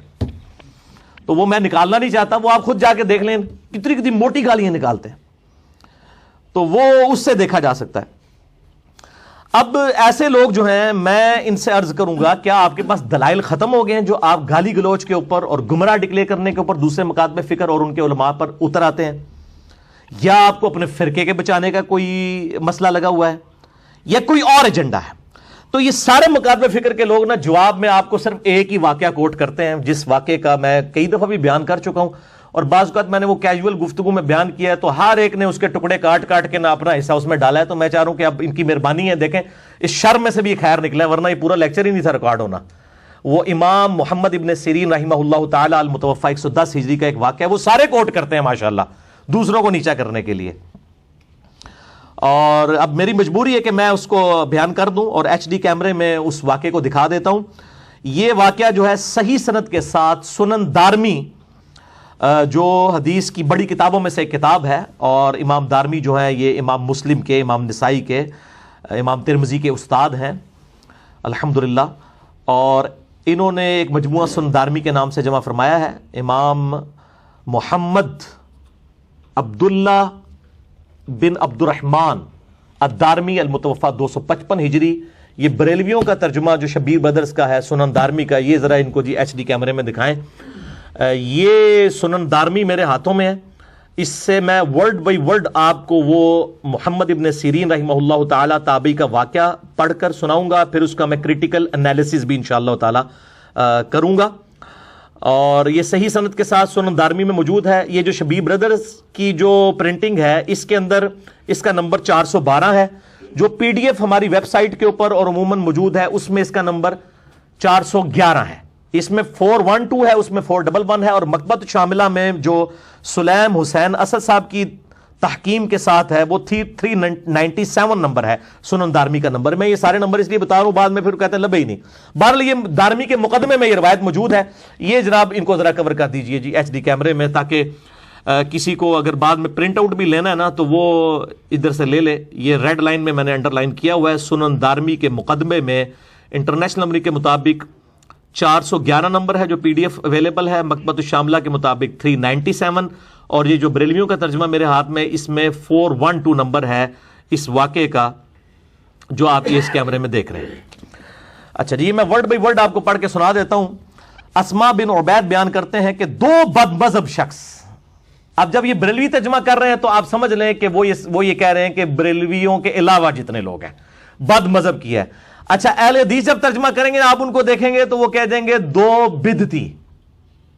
ٹھیک ہے نا، وہ چونکہ اپنے اپنے لفظ ملے ہوئے ہیں نا، انہوں نے بتانا ہے یہ بدتی کا لفظ کبھی بریلوی علماء استعمال نہیں کریں گے، وہ بد مذہب ہی یوز کریں گے مخالفین کے لیے، اپنے اپنے الفاظ ملے ہوئے ہیں. تو سامنے پتہ ہے نا اللہ دے بندے ہو دائیں گل تو ٹیڈ چھپے ہوتے. دو بد مذہب شخص ابن سیرین کی خدمت میں حاضر ہوئے اور بولے اے ابو بکر، ان کی کنیت تھی، ہم آپ کو ایک حدیث سناتے ہیں. ابن سیرین نے جواب دیا نہیں. وہ دونوں بولے پھر ہم آپ کے سامنے اللہ کی کتاب کی کوئی آیت ہی پڑھ دیتے ہیں. ابن سیرین نے کہا نہیں، تم دونوں اٹھ کر یہاں سے چلے جاؤ ورنہ میں اٹھ کر چلا جاؤں گا. یہ ہمیں کہہ رہے ہوتے ہیں یہ آپ کے اخلاقیات کوئی نہیں ہے، میں نے آج تک کسی کے ساتھ یہ معاملہ نہیں کیا. اچھا جی، تو حاضرین میں سے کسی شخص نے کہا، جب وہ دونوں اٹھ کر چلے گئے تو حاضرین میں سے ایک شخص نے کہا کہ اے ابو بکر، محمد ابن سیرین، اگر وہ آپ کے سامنے قرآن کی کوئی آیت پڑھ دیتے تو اس میں کیا حرج تھا؟ پبلک تو ذرا سلیم الفطرت ہوتی ہے، ان کو لگا یار کو کام گڑبڑ ہی ہوا ہے، وہ آیت ہی سنانے آیا تھا. تو ابن سیرین نے جواب دیا مجھے یہ اندیشہ تھا کہ یہ لوگ میرے سامنے کوئی آیت پڑھیں گے اور اس کی اپنی طرف سے کوئی تفسیر بیان کر دیں گے اور وہ بعد میں میرے دل میں پختہ ہو جائے گی. تو میں نے کہا میں آیت سنتا ہی نہیں، اس کا حال یہ ہے. حالانکہ حال یہ ہونا چاہیے تھا میں آیت سن کے ان کی جعلی تفسیر سن کے ان کو صحیح تفسیر سمجھاتا. ٹھیک ہے، الٹا مجھے شک پڑ گیا میرا ایمان نہ سٹیک پہ لگ جائے. اب میں اس واقعے کا انالیسس کرتا ہوں. انا للہ و انا الیہ راجعون. اور اس حوالے سے جن یعنی بعض سلفیوں نے اور بعض بریلوی حضرات نے بھی میرے اوپر بڑا تان کیا, تو میں یہ کہوں گا کہ لعنت اللہ علی الکاذبین, جھوٹوں پر اللہ کی لعنت ہو. میں بالکل حق بات لوگوں کے سامنے بیان کر رہا ہوں اور میں اس حوالے سے کسی کا یعنی وہ لحاظ نہیں کرتا. میری پوری گفتگو کو کانٹیکسٹ کے ساتھ دیکھیں کہ بات کیا بیان ہو رہی ہے. اب میں اس واقعے کا ذرا انالیسس کرتا ہوں.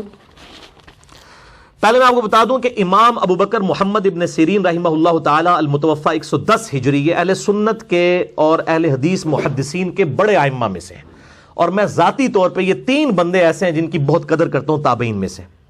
نمبر 1 امام محمد بن مسلم ابن شہاب زہری رحمہ اللہ تعالی المتوفی 125 ہجری, جو بخاری اور مسلم کی سینکڑوں احادیث کے راوی ہیں. ان سے بڑا کوئی تابعین میں محدث نہیں ہے. نمبر 2 حسن بصری رحمہ اللہ تعالی المتوفی 110 ہجری یعنی 110 ہجری میں ان کی ڈیتھ ہوئی. اور تیسرے نمبر پہ امام ابو بکر محمد ابن سیرین المتوفی 110 ہجری, یہ بھی 110 ہجری میں فوت ہوئے. اور یہ تینوں امام ابو حنیفہ رحمہ اللہ تعالی المتوفی 150 ہجری ان کے استاد ہیں. ابن شہاب زہری بھی, حسن بصری بھی, اور محمد ابن سیرین بھی رحمہم اللہ اجمعین وعلیہم السلام اجمعین ورضی اللہ عنہم اجمعین. اب بھائیو جو واقعہ میں نے آپ کو ایچ ڈی کیمرے میں دکھایا اور پڑھ کے سنایا, اس کا میں کریٹیکل انالیسس ایکسپرٹ اوپینین کے ساتھ کروں گا 5 علمی پوائنٹس کی شکل میں. علمی پوائنٹ نمبر 1, بھائیو مجھے امام ابن سیرین رحمہ اللہ تعالی کی اس غیر علمی اپروچ کے ساتھ سخت اختلاف ہے, کیونکہ اگر یہی منطق مان لی جائے اور میں کسی قادیانیوں کی مجلس میں جا کے قادیانیوں سے یہ کہوں کہ میں آپ کو ایک آیت ایسی سناتا ہوں جس سے میں یہ ثابت کرتا ہوں کہ آپ کا عقیدہ باطل ہے, یا میں کوئی بخاری اور مسلم سے حدیث پیش کرتا ہوں ختم نبوت کے صحیح فہم کے اوپر, اور آگے سے قادیانی مجھے ابن سیرین کا یہ واقعہ سنا دیں کہ چونکہ آپ تو بد عقیدہ بد مذہب ہے اس لیے ہم آپ سے نہ آیت سنیں گے نہ حدیث سنیں گے, تو وہ قادیانی کو کبھی ختم نبوت سمجھ آ سکتی ہے؟ بتائیں. تو یہ پھر اپروچ سارے رکھیں گے, اور یہ پریکٹیکلی ہو رہا ہے, ساروں نے اس قسم کی اپروچ رکھی ہوئی ہے. یا وہ کہنا شروع کر دے کہ جی دیکھیں جی آپ کی اگر ہم نے بیان کردہ کوئی آیت یا حدیث کی ایسی تفسیر سن لی اور ہمارے دل میں غلام احمد قادیانی صاحب کے لیے کوئی غلط بات آ گئی تو کہیں ہمارا ایمان ہی نہ خطرے میں پڑ جائے. وہ تو یہی سمجھ رہے ہوں گے نا. تو جب آپ لوگوں سے یہ ایکسپیکٹ کر رہے ہیں کہ لوگ آپ کی بات سنیں, پھر آپ لوگوں کو بھی یہ اجازت دیں اپنے ماننے والوں کو کہ وہ لوگوں کی بات بھی سنیں دلائل کے ساتھ. کبوتر کی طرح آنکھیں نہ بند کریں, ورنہ تو ہدایت کا دروازہ بند ہو جائے گا. اور یہ سیم سچویشن آج کل بھی ہے. یہ تقریباً 5-6 سال پہلے کی بات ہے. ایک بہت بڑے ڈاکٹر صاحب میرے پاس آئے اور میں نے ان کو کہا کہ بھئی صحیح بخاری اور صحیح مسلم میں نماز کا طریقہ رکوع میں جاتے وقت اور رکوع سے اٹھتے وقت رفع الیدین کے ساتھ لکھا ہوا ہے, تو آپ سنت کے مطابق نماز پڑھیں. ایک طرف آپ سنی ہونے کا دعویٰ کر رہے ہیں, ہم بھی سنی ہونے کا دعویٰ کرتے ہیں منہج کے اعتبار سے, فرقے کے اعتبار سے نہیں, ہم مسلم ہی ہیں, اسی پہ ہی ہمیں فخر محسوس کرنا چاہیے. وہ کہنے لگے جی وہ ترمذی ابو داؤد میں ایک بغیر رفع الیدین والی ابن مسعود رضی اللہ تعالیٰ عنہ والی حدیث بھی موجود ہے. میں نے کہا جی بالکل موجود ہے, میں آپ کو بریلویوں کا ترجمہ دکھاتا ہوں, ابھی وہ بریلوی تھے, اور میں دکھاتا ہوں کہ امام ابو داؤد نے ساتھ لکھا ہے وَلَيْسَ بِصَحِيحٍ عَلَى هَذَا الْمَعْنَى, ان معنوں میں یہ حدیث صحیح نہیں ہے. اور امام ترمذی نے بھی عبداللہ ابن مبارک کا قول نقل کیا ہے کہ جو رفع الیدین کرتا ہے اس کی حدیث عبداللہ ابن عمر والی ثابت ہے, اور جو رفع الیدین نہیں کرتا اس کی حدیث ابن مسعود والی ثابت ہی نہیں ہے. میں نے ابو داؤد ترمذی اٹھا کے ان کو دکھانے لگا تو انہوں نے یوں کر لیا, یہ پڑھ لکھے جاہل ہیں, کدھر تک لے کرنا ہی نہ پہ جائے. تو یہ لوگ قیامت والے دن کہیں گے کہ یا اللہ ہمیں پتہ نہیں لگا. یہ وہی ہے, اور وہ پلی لیں گے جی وہ چکے اب وہ میں بد مذہب تھا نا ان کے لیے, بد مذہب کی تو نہ آیت سننی ہے نہ حدیث. اور اگر آپ کو بد مذہب شخص جس کو آپ بد مذہب کہہ رہے ہیں وہ آپ کے بزرگوں کا ترجمہ اور آپ کی کتابوں کا ترجمہ دکھائے, پھر آپ کو اس کے ساتھ کیا چیڑا ہے؟ اس سے زیادہ کچھ نہیں کیا جا سکتا. حق گھوٹ کے تو نہیں آپ کو ہم پلا سکتے, بات بتا ہی سکتے ہیں. بہرحال وہی الیاس قادسی والی بات کہ میری آنکھیں جو ہیں وہ اندھی ہیں, میرے کان بہرے ہیں ہر اس بات کو سننے سے جو ہمارے بزرگوں کے خلاف ہے. صم بکم عمی فہم لا یرجعون, انا للہ و انا الیہ راجعون. علمی پوائنٹ نمبر 2, بھائیو قرآن حکیم میں بار بار یہ آیت ریپیٹ ہوئی ہے فاسألوا اہل الذکر ان کنتم لا تعلمون, اگر تمہیں علم نہیں تو اہل علم سے پوچھ لو جو اس فیلڈ کے ایکسپرٹس ہیں. یعنی قرآن تو ہمیں کہتا ہے کہ اہل علم سے پوچھا جائے. اب اگر کوئی شخص علم دین کے اعتبار سے کسی بہت بڑے عالم دین کے پاس آیت اور حدیث کی تفسیر سنانے یا سمجھنے کے لیے جاتا ہے, اور آگے سے وہ عالم دین یہ کہے کہ میں نے آیت اور حدیث نہیں سننی, کدھر میرا ہی نہ عقیدہ خراب ہو جائے, تے اللہ دے بندے پھر کدے کو مسئلہ پوچھئے جا کے, تسی دس دیو. محمد ابن سیرین رحمہ اللہ تعالیٰ سے تو بڑا کوئی عالم دین نہیں تھا اس زمانے میں, وہ بھی اگر یہ کہیں کہ اگر میں نے تیری تفسیر سن لی کدھر میرا ہی نہ عقیدہ خراب ہو جائے, تو پھر وہ کدے کو جائے گا؟ کسی صحابی کو تو قبر سے نکال کے اسے مسئلہ نہیں پوچھ سکتا. تو یہ علماء کا ایٹیچیوڈ نہیں ہونا چاہیے.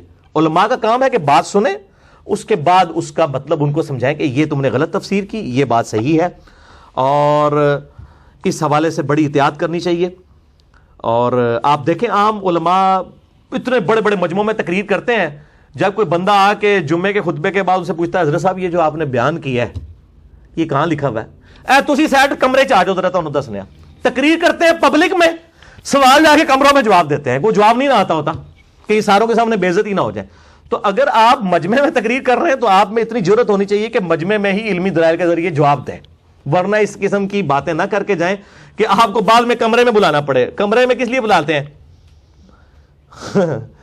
وہ کئی لوگوں کو کمرے میں بلا کے پھر ان کی پھینٹی بھی لگاتے ہیں ان کے مریدین. تو کمرے میں کبھی نہیں جانا آپ کو. اگر کوئی عالم دین کہتا کمرے چلا دینے نہ بھائی, اے رسک نہیں لینا. ان کو جی میں اتنے ہی بیٹھے آجے, تسی جڑے کمرے تو جو شے کڈنی ہے کڈ کے باہر لے آؤ. وہ کتاب کیڈی کو وزنی کو لوہے دی تو نہیں بڑی ہوئے گی کتاب, لکڑی کی ہوگی, اس کی گتے کی ہوگی نا, اور کوئی لکڑی کی بھی نہیں ہوگی. لکڑی کی بھی ہو تو اٹھائی جا سکتی ہے, تو وہ آپ باہر لیں. تو پبلکلی کرتے ہیں تقریریں اور سوال کے لیے جو ہے نا, وہ پھر اس طرح اپنی عزت کرواتے ہیں کہ جاہل عوام کے اوپر انہوں نے دھاگ بٹھائی ہوتی ہے اپنے علم کی.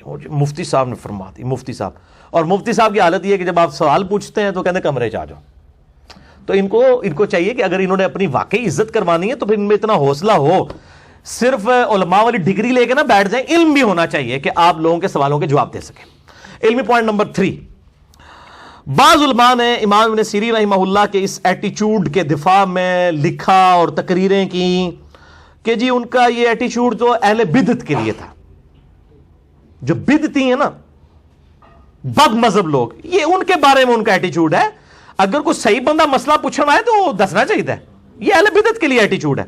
اچھا, اور اہل حق کے ساتھ ایسا نہیں کرنا چاہیے, ہم آپ کے ساتھ ہیں.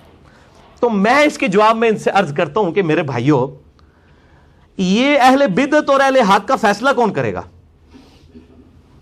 اس کے لیے میں مشورہ دوں گا کہ بریلوی, دیوبندی, اہل حدیث, اہل تشیع, جو بڑے بڑے 4 گروہ ہیں, یا ان کے بھی جتنے آف شوٹس ہیں, حنفی, شافعی, مالکی, حنبلی, یا اثنا عشری ہوں, زیدیہ ہوں, یہ سب کے سب لوگ ایک APC بلا لیں, آل پارٹیز کانفرنس, جس میں یہ ڈکلیئر کریں کہ یہ اہل حق ہے, باقی سب اہل بدعت ہیں, تاکہ ہمیں پتہ چلے کہ ہم پھر مسئلہ جو ہے وہ اہل حق سے جا کے پوچھ لیں. تو آپ کیا خیال ہے کہ یہ جب APC ہوگی تو کوئی اہل حق یا اہل بدعت ڈکلیئر ہوگا؟ صرف اس APC کی کوریج جو ہے نا لائیو پبلک کو دکھا دی جائے کہ اس کانفرنس کے اندر کیا ہو رہا ہے, تو ادبی گالیوں کی بھرمار ہوگی. جو میں نے آپ کو پہلے 10 گالیاں ان کی گنوائی ہیں, خارجی, نجدی, وہابی, گستاخ, بد مذہب, بد عقیدہ, بدعتی, گمراہ, یہ ساری یہ وہاں پہ ادبی گالیاں ہوں گی. ادبی گالیاں, غیر ادبی گالیاں تے انیاں موٹیاں نے, اللہ دے بندے اسی تے کڈ ہی نہیں سکتے. وہ جیسے یوٹیوب وچ لکھو کہ جی ہمیں بتائیں کہ گالی گلوچ کس قسم کی ہوتی ہے, تو وہ ٹاپ آف دا لسٹ آپ کو گالیاں پتہ چل جائیں گی. وہ آپ یوٹیوب, حافظہ اللہ تعالیٰ و دامت برکاتہم عالیہ, جو حق بات شیخ یوٹیوب کے ذریعے پھیل رہی ہے, اللہ تعالیٰ اس کو سلامت رکھے اور جو باطل چیزیں اس میں سے ختم فرمائے, تو ان سے آپ رابطہ کریں, وہ آپ کو بتا دیں گے. علمی پوائنٹ نمبر 4, امام محمد ابن سیرین رحمہ اللہ تعالی کے اس ایٹیچیوڈ پر بعض علماء کا خیال ہے کہ یہ جو قرآن میں آیا تھا نا, وَإِذَا خَاطَبَهُمُ الْجَاهِلُونَ قَالُوا سَلَامًا, جب جاہلوں سے تمہارا واسطہ پڑے تو ان سے متارکت کرو. اس کے تحت جو ہے نا وہ پھر خام مغالط کرتے ہیں کہ ابن سیرین نے وہ جاہلوں سے کیا ہے, ورنہ اگر کوئی بات پوچھنے آتا تو وہ ضرور بتا دیتے. حالانکہ یہ بات تو ابن سیرین رحمہ اللہ تعالیٰ کے دل کے کسی کونے میں بھی نہیں تھی.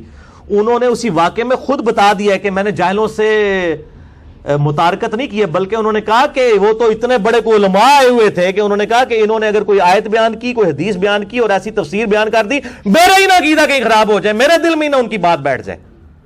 اگر جاہل ہوتے تو وہ اپنے پبلک کو کیا کہتے کہ یہ جاہل لوگ تھے اس لیے میں نے ان کو ٹال دیا۔ انہوں نے تو اپنی پبلک کو یہ بتایا کہ یہ کوئی اتنے بڑے علامے تھے جو میرے پاس آئے تھے کہ ان کی بات کہیں میرے پر نہ اثر کر جائے تو تو ویسے ہی بیڑا غرق ہو جانا سی۔ وہ تو یہ بتا رہے ہیں، تو اپنی طرف سے وکالت کرنا یہ بہت بڑی زیادتی والی بات ہے، اور جب وہ بات انہوں نے خود نہیں کی ہے تو معذرت کے ساتھ آج کے اس ماڈرن دور میں جو سوشل میڈیا کا دور ہے، آج 31 دسمبر 2017 ہے، کل انشاءاللہ تعالی نیو ایئر 2018 شروع ہونے والا ہے، اس فرسودہ اپروچ کے ساتھ آپ دین کا کام نہیں کر سکتے ورنہ ٹھپ ہو جائے گا۔ پڑھے لکھے لوگ علماء دین سے پہلے ہی متنفر تھے، اب اس قسم کے ایٹیچیوڈ کی وجہ سے وہ کہیں دین سے ہی متنفر نہ ہو جائے۔ اور بعض لوگوں نے یہ بھی سروے کروایا ہے، وہ اگلے دن میں وہ شاہ زیب کا پروگرام بڑے شوق سے دیکھتا ہوں جیو کے اوپر، تو انہوں نے بتایا کہ جی پاکستانی عوام کا سروے کروایا گیا ہے، تو پاکستانی علماء جو ہیں وہ پاکستان کی عوام فوج کے بعد سب سے زیادہ علماء کے اوپر رلائی کرتی ہے۔ تو میرے بھائی ذرا پاکستانی عوام کو یہ بھی بتائیں کہ ہمارا لٹریسی ریٹ کیا ہے۔ ہمارا جو لٹریسی ریٹ میں ہم ان لوگوں کو بھی گنتے ہیں جو صرف اپنا نام لکھ سکتے ہیں، اردو نہیں نام، وہ بھی 50% سے کم ہے۔ جس ملک میں جہالت اتنے عروج پہ ہو کہ 50% زیادہ لوگ اپنا نام بھی نہ لکھ سکتے ہوں، ان کا سروے پیش کرنا کہ جی 60% لوگ جو ہیں وہ علماء کے اوپر سب سے زیادہ اعتماد کرتے ہیں، میں تو کہتا ہوں آپ سروے سے بغیر مجھ سے پوچھ لیں تو میں یہ کہوں گا کہ ظاہر ہے کہ جب عوام کی جہالت ہے وہ تو اندازہ اعتماد کر رہے ہیں۔ علماء نہیں کہنا چاہیے، اپنے اپنے فرقوں کے علماء پر اعتماد کرتے ہیں۔ ویسے بڑے سیانے جے نا علماء پہ اعتماد کا حال یہ ہے کہ اگر آپ کسی بریلوی مکتب فکر کے عالم دین سے پوچھیں نا کہ طارق جمیل صاحب کے بارے میں آپ کا کیا خیال ہے، تو وہ اگر اپنا نام بھی نہیں لکھ سکتا ہوگا نا، یہ ضرور کہہ دے گا وہ تو ہی گمراہ ہے، ان کو پتہ ہی نہیں۔ اور اگر کوئی دیوبندی ہوگا اور وہ اپنا نام بھی نہ لکھ سکتا ہو، اس سے ڈاکٹر طاہر القادری صاحب کے بارے میں پوچھ لیں، اس کو گمراہ ڈکلیئر کرے گا۔ علماء پہ کوئی اعتماد نہیں ہے، اپنے فرقوں کے علماء پر اعتبار ہے۔ ٹھیک ہے جی، تو یہ بالکل اس کو سمجھ لیں۔ تو بہرحال اس میں ہمیں غیر علمی اپروچ کی بجائے علم کی دعوت بلند کرنی چاہیے، بارش کا پہلا قطرہ بنے، جسٹ لائک امام مسلم رحمہ اللہ تعالی۔ امام مسلم نے اس دور کے اندر اعلان حق بلند کیا جب کوئی سوچ بھی نہیں سکتا تھا، اس دور کے اندر، کہ انہوں نے کہا یہ جو آپ ضعیف حدیثیں صحیح الاسناد حدیث اپنی کتابوں میں لکھ رہے ہیں، خدا کے واسطے آنے والے لوگوں کے لیے مصیبت بن جائے گی۔ اس ٹائم تو وہ زمانے میں جو لکھ رہے تھے وہ آج کے علماء تو نہیں تھے، ان کے زمانے کے لوگ ہی تھے جنہوں نے ہزاروں حدیثیں لکھی، ان کو امام مسلم نے جاہل ڈکلیئر کیا ہے، جنہوں نے اتنی زیادہ حدیثیں ضعیف جمع کی ہیں۔ اس لیے امام مسلم نے مقدمے میں لکھا کہ میں صحیح حدیثیں جمع کروا رہا ہوں، کر رہا ہوں تاکہ امت کے لیے آسانی ہو جائے۔ یہ صحیح مسلم شریف بریلویوں کا ترجمہ ہی دکھائیں جی، شبیر بدرس کا ہی، جن کا سنن دارمی دکھائی تھی۔ صحیح مسلم کا مقدمہ جو صحیح مسلم کا حصہ ہے، صحیح مسلم کے شروع ہی میں موجود ہے۔ امام مسلم کس طرح بارش کا پہلا قطرہ بنے ہیں وہ آپ دیکھیں، آپ حیران ہو جائیں گے اس بندے کی جرأت کو سلام۔ اس زمانے میں جبکہ لوگ ضعیف روایتیں اتنی جمع کر رہے تھے، اس شخص نے کہا کہ اللہ دے بندے ہو کو امت نہ رحم کھاؤ، ایک کام نہ کرو ادروائز مصیبت کھڑی ہو جائے گی۔ اب میں وہ آپ کو حوالہ دکھا دیتا ہوں، صحیح مسلم کے مقدمے کے بالکل اینڈ پہ جا کے یہ آتا ہے، وہ میں نے انڈر لائن بھی کیا ہوا ہے، یہاں پہ آپ کو دکھا بھی دیتے ہیں۔ یہ جی ریڈ کلر والا دکھائیں جی ان کو۔ امام مسلم رحمہ اللہ تعالیٰ نے کہا کہ حدیثیں جو ہیں ان سے یا تو دین کا کوئی حلال و حرام کا مسئلہ اخذ کیا جاتا ہے، یا امر اور نواہی کا مسئلہ یعنی حکم دینا اور روکنا، اور یا نیک اعمال کی ترغیب دلانا اور برے اعمال سے روکنا۔ یہ تینوں کیٹیگریز انہوں نے بتائیں۔ احکام اور امر بالمعروف و نہی عن المنکر اور الترغیب و ترہیب، وہ کہتے ہیں خدا کے لیے یہ کام نہ کریں ادروائز یہ روایتیں ہمارے گلے فٹ ہو جائیں گی۔ آپ ذرا الفاظ سنیں۔ اور وہ اینڈ پہ کیا کہتے ہیں کہ وہ علماء جاہل ہیں جو ضعیف روایات اپنی کتابوں میں جمع کر رہے ہیں۔ یہ انہوں نے اپنے زمانے کے علماء کو کہا، میں اگر اس میں نام لے دیا نا کسی بڑے محدث کا تو لوگ میرے پیچھے پڑ جائیں گے۔ ان کے زمانے میں زیادہ کنہوں نے ضعیف روایتیں جمع کی ہیں؟ وہ بڑے بڑے محدثین ہیں، ہزاروں کی تعداد میں، اور آدھی سے زیادہ ضعیف ہی ہیں سوائے بخاری مسلم کو چھوڑ کے۔ اب وہ کہتے ہیں کیونکہ دینی معاملات کے بارے میں احادیث کا تعلق کسی چیز کو حلال قرار دینے یا حرام قرار دینے یا کسی امر یا کسی نہی یا ترغیب اور ترہیب کے ساتھ ہوتا ہے، اگر راوی سچائی اور امانت کا معدن نہ ہوا ہو اور پھر جو شخص اس کی خامیوں سے واقف ہونے کے باوجود اسے ان لوگوں کے سامنے بیان نہ کرے جو اس سے ناواقف ہیں، تو ایسا شخص عام مسلمانوں کو دھوکہ دینے کی وجہ سے اپنے اس عمل کے باعث گناہگار ہوگا، کیونکہ جو شخص ایسی روایات کو سنے گا وہ اس پر عمل شروع کر دے گا یا اس کے بعض حصے پر عمل کرے گا، تو ایسا ہو سکتا ہے کہ ایسی کوئی روایت یا اس کا اکثر جھوٹ پر مشتمل ہو اور اس کی کوئی حقیقت نہ ہو۔ باوجود یہ کہ مستند راویوں کے حوالے سے منقول صحیح حدیث اتنی زیادہ موجود ہیں، کسی غیر مستند راوی کی روایت کی ضرورت ہی باقی نہیں رہتی۔ وہ کہتے ہیں صحیح حدیثیں تھوڑی ہیں کہ آپ نے ضعیف جمع کرنی ہے، ہم کہتے ہیں نہیں ضعیف روایتیں، نہیں ضعیف روایتیں، اور روایت تو ہے نا، ڈگری تو ڈگری ہوتی ہے، چاہے اصلی ہو یا جعلی، حدیث تو حدیث ہی ہوتی ہے، نعوذ باللہ، اصلی ہو یا جعلی۔ پھر لکھتے ہیں ہم نے ضعیف روایات اور مجہول اسانید کے بارے میں جو کچھ بیان کر دیا، ہمارا نہیں خیال کہ اب اس کی معرفت کے بعد کوئی شخص انہیں روایت کرنے کی کوشش بھی کرے گا، جبکہ اسے پتہ چل جائے کہ ان میں کتنی کمزوری اور ذوق پایا جاتا ہے۔ صرف وہی شخص ایسا کرے گا جو عوام کے سامنے بکثرت روایات پیش کرنا چاہتا ہو، تاکہ یہ کہا جائے کہ فلاں شخص نے کتنی روایات حدیثیں اکٹھی کر لی ہیں اور اس نے کتنی تعداد میں احادیث تالیف کی ہیں، اور جو شخص ایسا کرے گا اور اس راستے پر چلے گا، اس کے علم کے بارے میں کچھ بھی نصیب نہیں ہوگا۔ ایسے شخص کو علم کی طرف منسوب کرنے کے بجائے ایسے شخص کو جاہل قرار دینا ہی زیادہ مناسب ہے، جو ضعیف روایتیں زیادہ تعداد میں جمع کرتا ہے۔ آج دے اکثر علماء امام مسلم کے نزدیک اور ان کے زمانے کے بھی بڑے بڑے محدثین جاہل کہلوانے کے حقدار ہیں۔ میں بغیر نام کے کہہ رہا ہوں، اہل علم کو پتہ چل جائے گا کس طرف اشارہ ہے جو ضعیف روایتیں جمع کرتے رہے ہیں، اور آج وہ کہتے ہیں جی ہماری حدیثیں بھی تو ہے نا، اے دیکھ لو۔ تو امام مسلم نے اس زمانے میں علم بلند کیا، الحمدللہ میں بھی یہ کہتا ہوں ہم نے بھی اس زمانے کے اندر یہ علم بلند کیا ہے۔ چاہے دنیا جو بھی کہہ رہی ہے، آپ اپنی سچائی لوگوں تک پہنچائیں، انشاءاللہ لوگ قبول کریں گے انشاءاللہ تعالی۔ یہ تو 4 پوائنٹ میں ابن سیرین رحمہ اللہ تعالیٰ کے واقعے کا میں نے پورا کریٹیکل انالیسس کیا۔ اب آخری 5 نمبر پوائنٹ ہے۔ اب چونکہ میں نے امام ابن سیرین رحمہ اللہ تعالیٰ کے ساتھ علمی اختلاف کیا ہے، تو علماء کی توپوں کا رخ میری طرف ہو جائے گا۔ تو میں چاہتا ہوں کہ یہ توپیں پہلے ہی جو ہے نا وہ ان کے آگے سے جو وہ حصے نکلے وہ موڑ کے ان کی طرف ہی کر دوں علمی طور پہ۔ اور بعض علماء تو کہتے ہیں جناب یہ انجینئر صاحب جو باتیں کرتے ہیں اس سے تو سارے بزرگ ہی ختم ہو جائیں گے۔ بزرگ نہیں ختم ہوں گے انشاءاللہ۔ امام بخاری، امام مسلم زندہ ہیں، ان کو بزرگی منوانے کے لیے کسی کی ضرورت نہیں ہے۔ ہاں آپ کے فرقوں کے آپ کے بنائے ہوئے بزرگ ختم ہو جائیں ان کی آپ ٹینشن لیں، اسلام کے بزرگ ماشاءاللہ زندہ ہیں، ان کی سارے عزت کرتے ہیں، کتابیں انہی کی تو سامنے رکھی ہوئی ہیں ہم نے، ان کو کوئی خطرہ نہیں ہے، ان کی بزرگی کو کوئی خطرہ نہیں ہے الحمدللہ۔ اور دوسری طرف ان کا حال یہ ہے کہ میں ان کو اکثر کہتا ہوں کہ 99 قتل تو تم لوگوں نے بھی کیے ہوئے ہیں، اپنے علاوہ سارے فرقوں کو غلط کہتے ہو نا۔ میں نے ایک مار کے سینچری کر لی تو مجھے کہتے ہیں سارے بزرگوں کہتا ہے۔ کیا کسی بریلوی سے یہ پوچھیں کہ جی طارق جمیل صاحب کے بارے میں، الیاس گھمن صاحب کے بارے میں کیا خیال ہے، کہ گمراہ ہے؟ ان کو نہیں نظر آئے گا یہ علماء دین ہے۔ دیوبندی سے پوچھیں کہ جی ذرا بتائیں ڈاکٹر طارق قادری صاحب، الیاس قادری صاحب، کہیں گمراہ ہے، چاہے وہ جاہل بھی ہوگا ان کو گمراہ کہہ رہا ہوگا، ٹھیک ہے۔ اہل حدیث سے ان کے بارے میں پوچھیں، ان سے اہل حدیثوں کے بارے میں تو آپ دیکھ لیں، شیعہ کے بارے میں پوچھیں، شیعہ سے ان کے بارے میں، وہ خود زبان کھول کے ایک دوسرے کے بارے میں یہ باتیں کر دیں گے، اس وقت نہیں ان کو خیال آئے گا کہ علماء کی عزت کیا ہے۔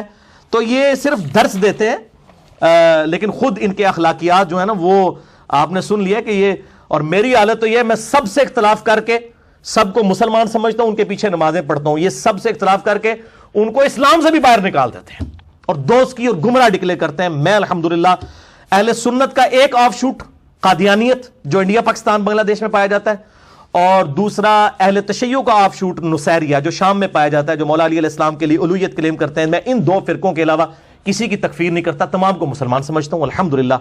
باقی اس حوالے سے جو اختلافات ہیں وہ 20 سوالات میں نے مسئلہ نمبر 179 میں ریکارڈ کروا دیے ہیں، انجینئر محمد علی مرزا عوام الناس کی عدالت میں، جسے شوق ہو تو وہ ضرور دیکھے۔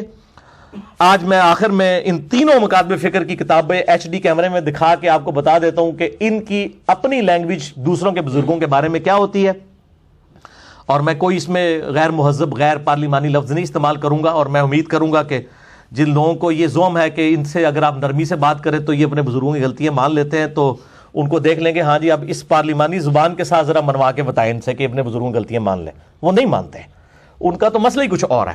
تو وہ اب آپ سن لیجئے، میں 4 کتابوں کے حوالے دوں گا۔ نمبر 1 حسام الحرمین، امام رضا بریلوی صاحب کی کتاب۔ نمبر 2 المہند علی المفند، خلیل احمد سہارنپوری صاحب کی کتاب جو اس کے مقابلے میں لکھی گئی۔ نمبر 3 بریلویہ، البریلویہ عربی میں لکھی گئی احسان اللہ ظہیر صاحب کی کتاب، یہ اہل حدیث عالم دین ہے اور اردو میں بریلویہ ترجمہ ہوا۔ اور نمبر 4 اقتداء صراط مستقیم جو ہے وہ امام ابن تیمیہ المتوفیٰ 728 ہجری کتاب۔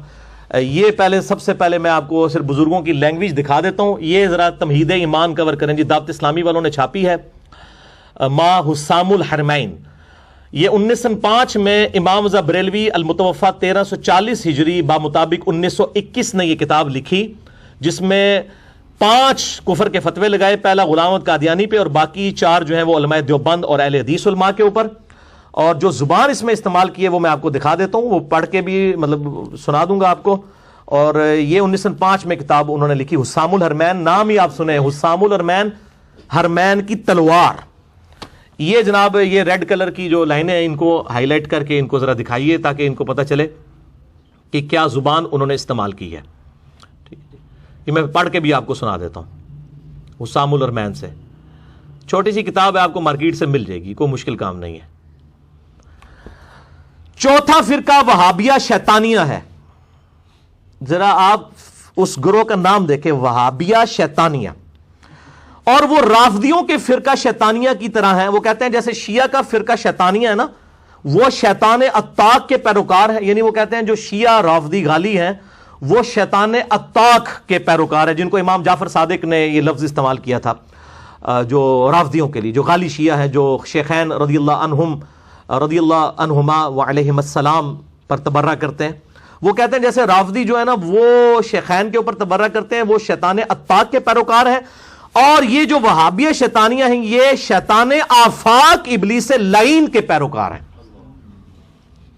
یہ اخلاقیات ہیں، میں آپ کو صرف بتا رہا ہوں، یہ آپ خود دیکھ لیں یہ اخلاقی زبان ہے یا غیر اخلاقی، آپ نے خود فیصلہ کرنا ہے، میں اس پہ کوئی کمنٹس نہیں کروں گا.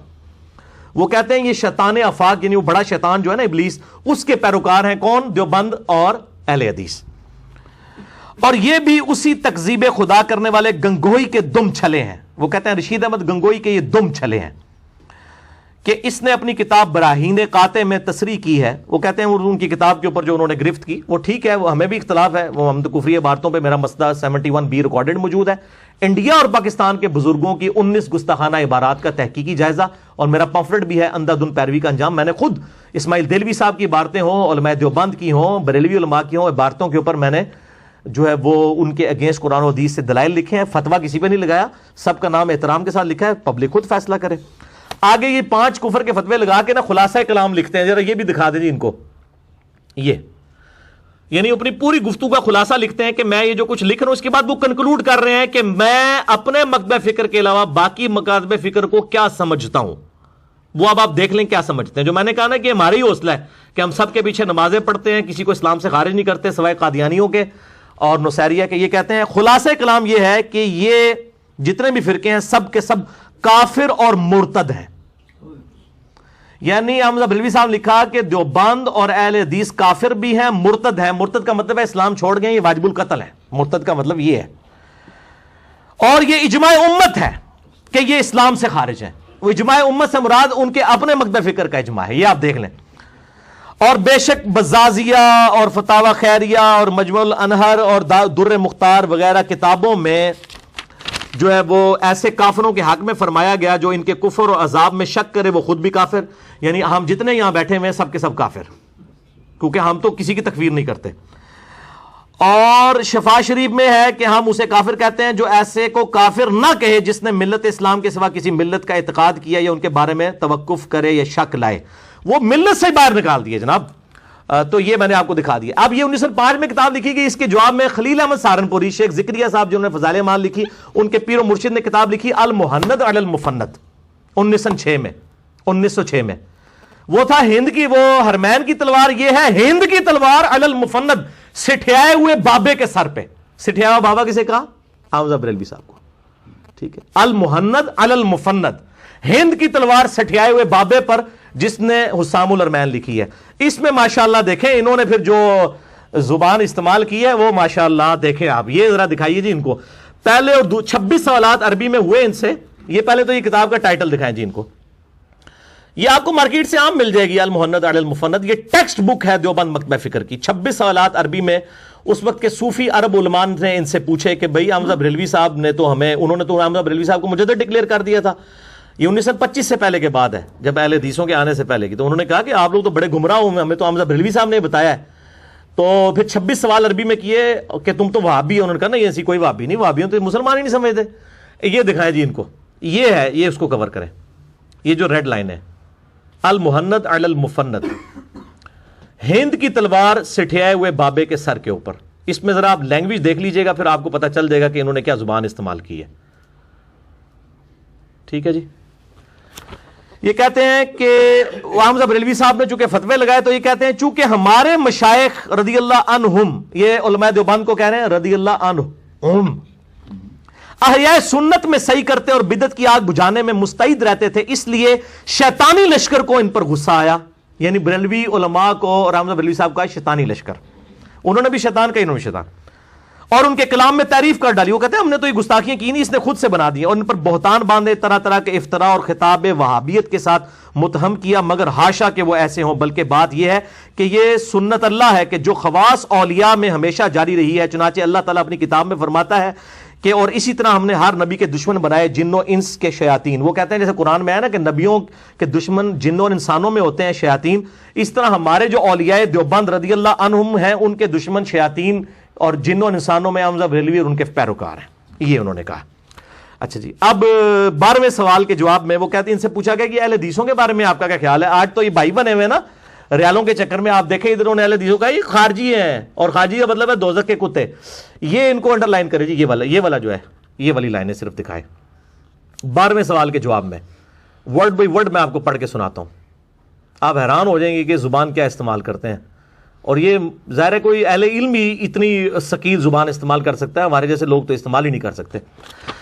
یہ کہتے ہیں کہ ہمارے نزدیک اہل حدیث یعنی جو جن کے بارے میں سوال ہوا ہے ان کا وہی حکم ہے جو صاحب در مختار نے لکھا ہے کہ خوارج کی ایک جماعت ہے شوکت والی جنہوں نے امام پر چڑھائی کی تعویل سے کہ امام کو باطل یعنی کفر یا ایسی معصیت کا مرتکب سمجھتے تھے جو قتال کو واجب کرتی ہے. اس تعویل سے یہ لوگ ہماری جان و مال کو حلال سمجھتے اور ہماری عورتوں کو قیدی بناتے. آگے فرماتے ہیں ان کا حکم باغیوں کا ہے، اور پھر یہ بھی فرمایا کہ ہم ان کی تکفیر صرف اس لیے نہیں کرتے کہ یہ فعل تعویل کی وجہ سے ہوا. اگرچہ علامہ شامی نے حاشیے میں فرمایا ہے، یعنی رد المختار کے اندر، در مختار کے حاشیے میں، فتاوی شامی میں، جیسا کہ ہمارے زمانے میں عبد الوہاب کے تابعین سے سرزد ہوا کہ نجد سے نکل کر حرمین شریف پر غالب آگے اپنے آپ کو حنبلی مذہب سے بتاتے ہیں، مگر ان کا عقیدہ یہ ہے کہ بس وہی مسلمان ہے جو ان کے عقیدے کے خلاف وہ مشرک ہے، اور اسی بنا پر انہوں نے اہل سنت اور علماء اہل سنت کا قتل مباح سمجھا، یہاں تک کہ اللہ نے ان کی شوکت توڑ دی. اس کے بعد میں کہتا ہوں ان شوکت دوبارہ آ گئی جناب، تسی فوت ہو چکے ہو 1955 دوبارہ وہ آگے جے. اچھا جی، ہن تک بھی ہوئی نے. اور اس کا تابع کوئی شخص بھی ہمارے کسی سلسلہ مشائخ میں نہیں، نہ تفسیر و فقہ حدیث کے علمی سلسلہ میں، نہ تصوف میں. وہ کہتے ہیں ہم کسی وہابی کو اپنے کوئی بزرگ نہیں مانتے ہیں. یہ انہوں نے کہا. اب احسان اللہ ظہیر صاحب، یہ تو دیوبند کی تھی، یہ جناب احسان اللہ ظہیر صاحب جو ہیں یہ انہوں نے البریلویہ کتاب لکھی، اہل حدیث کے بہت بڑے عالم دین، فوت ہو چکے ہیں، اور یہ اردو میں اس کا ترجمہ ہوا 1988 کے اندر. یہ البریلویہ کتاب، اس کے اندر تو خیر اس کے اوپر تو 1 گھنٹہ لادہ سے بولا جا سکتا ہے. جو زبان انہوں نے استعمال کیا مطلب بریلوی صاحب کے بارے میں، صرف میں آپ کو ذاتیات والی بات بتاتا ہوں کہ یہ اب ان دونوں پیجز کو اکٹھے ہی آپ کور کر دیں تاکہ ٹائم بچ جائے، کہ انہوں نے کس طرح ذاتی حملے کیے ہیں، یعنی علمی دلائل کو بالائے طاق رکھتے ہوئے بالکل ذاتیات کے اوپر بات کی ہے. یہ تو آپ خود پڑھ کے بھی دیکھ سکتے ہیں، اس کا آپ مقدمہ ہی پڑھ دیں تو آپ کو پوری انٹینسٹی فیل ہو جائے گی. جی ٹھیک ہے جی. یہ لکھتے ہیں کہ جناب احمد رضا بریلوی کا رنگ نہایت سیاہ تھا، ان کے مخالفین انہیں اکثر چہرے کی سیاہی کا تانا دیا کرتے تھے. یہ دیکھ لیں، یہ اسی طریقے سے ہے کہ آپ کوئی یعنی حضرت بلال حبشی رضی اللہ تعالیٰ عنہ کے بارے میں یہ لکھنا شروع کر دیں. ان کے خلاف لکھی جانے والی یہ کتاب کا نام ہی التین اللازب علی الاسود الکاذب. وہ کہتے ہیں ان کے خلاف ایک کتاب لکھی گئی ہے کہ چپکی ہوئی مٹی کالے چہرے والے کے منہ پر.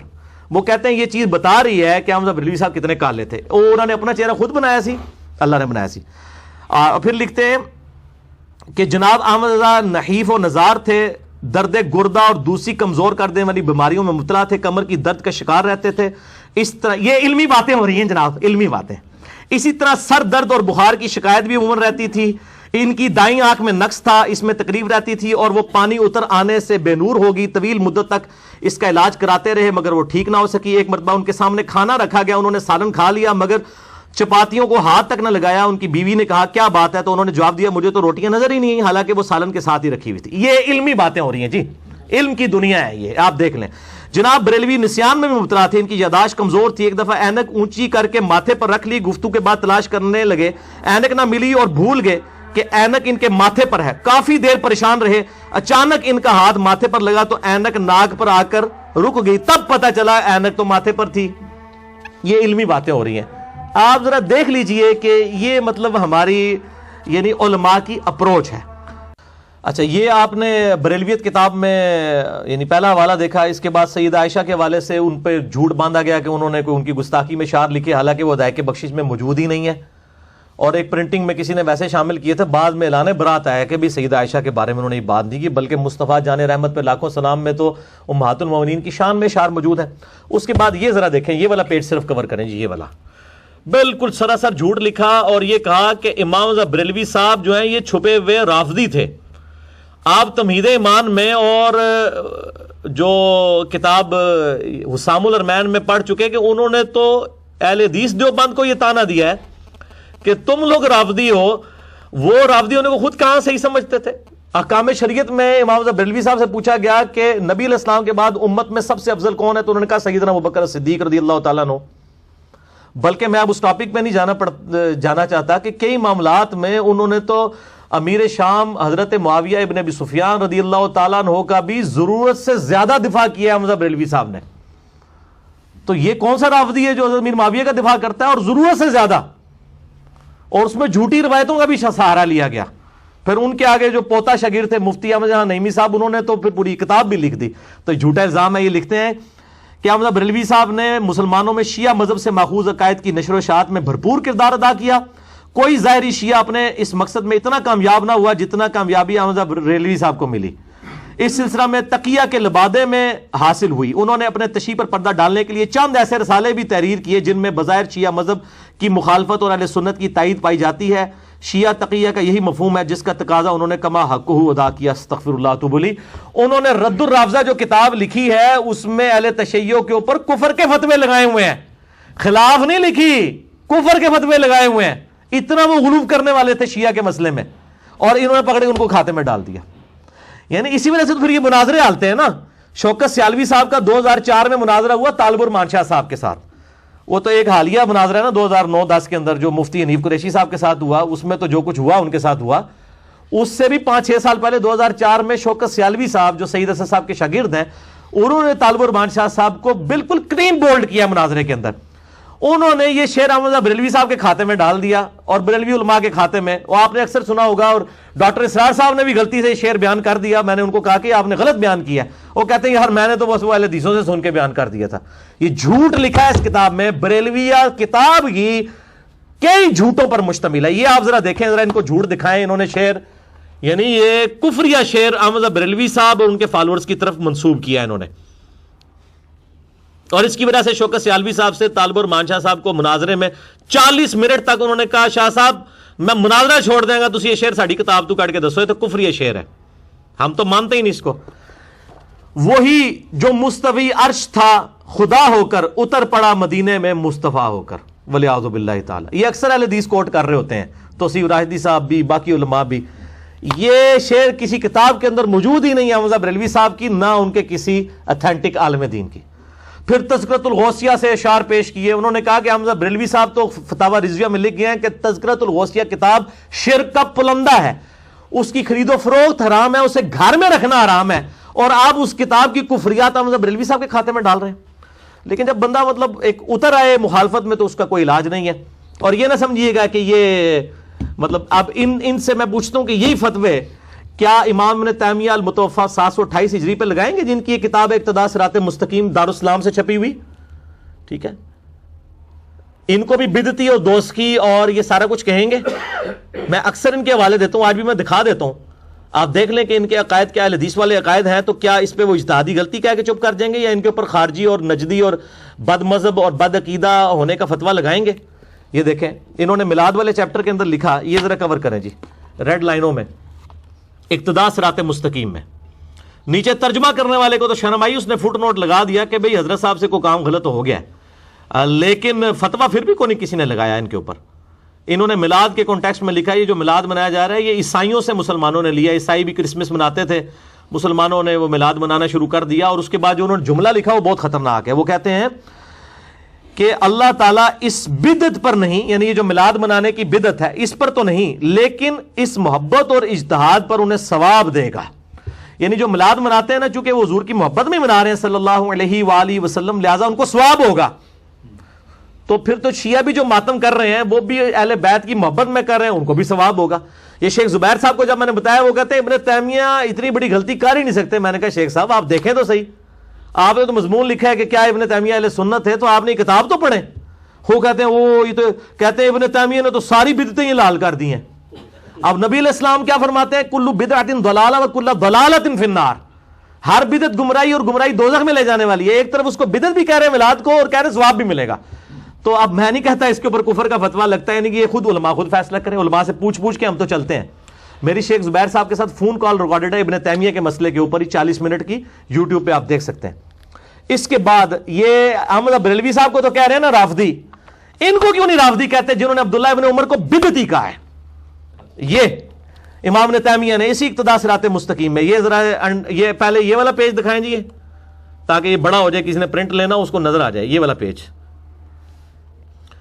یعنی عبداللہ ابن عمر رضی اللہ تعالیٰ عنہ سفر حج میں، بخاری میں 10 حدیثیں ہیں کہ جن جن جگہوں پہ آپ صلی اللہ علیہ وآلہ وسلم نے سواری باندھی، سواری باندھتے تھے. جہاں آپ نے رک اتر کے نماز پڑھی انہی جگہوں پر نماز پڑھتے تھے. بلکہ مسند احمد میں یہاں تک آتا ہے کہ ان جگہوں پر پیشاب بھی کرتے تھے جہاں پہ نبی علیہ السلام نے اپنے سفر حج میں پیشاب کیا تھا، وہ جگہوں کو تلاش کر کے.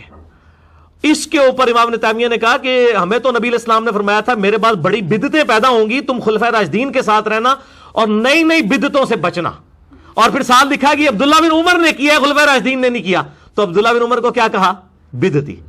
عبداللہ بن عمر کی مخالفت کر کے بھی یہ اہل سنت کے امام ہی رہے، ان کے اوپر رافضیت کا فتویٰ نہیں لگایا، نہ احسان اللہ ظہیر صاحب نے، نہ کوئی آج کا عالم دین. الٹا دفاع کرتے ہیں. کئی علماء نے تو کہا کہ جی ابن تیمیہ نے صحیح گرفت کیا ہے ابن عمر پہ، ابن عمر کی غلطی ہے. ہاں ویڈیوز ریکارڈڈ موجود ہیں، نعوذ باللہ من ذالک. تو کہتے ہیں کہ جن مقامات پر نبی علیہ السلام نے اتفاقیہ نماز پڑھی تھی تو عبداللہ بن عمر کے سوا کسی صحابی سے مروی نہیں ان مقامات کو کسی طرح کی بھی کوئی خصوصیت دی گئی ہو.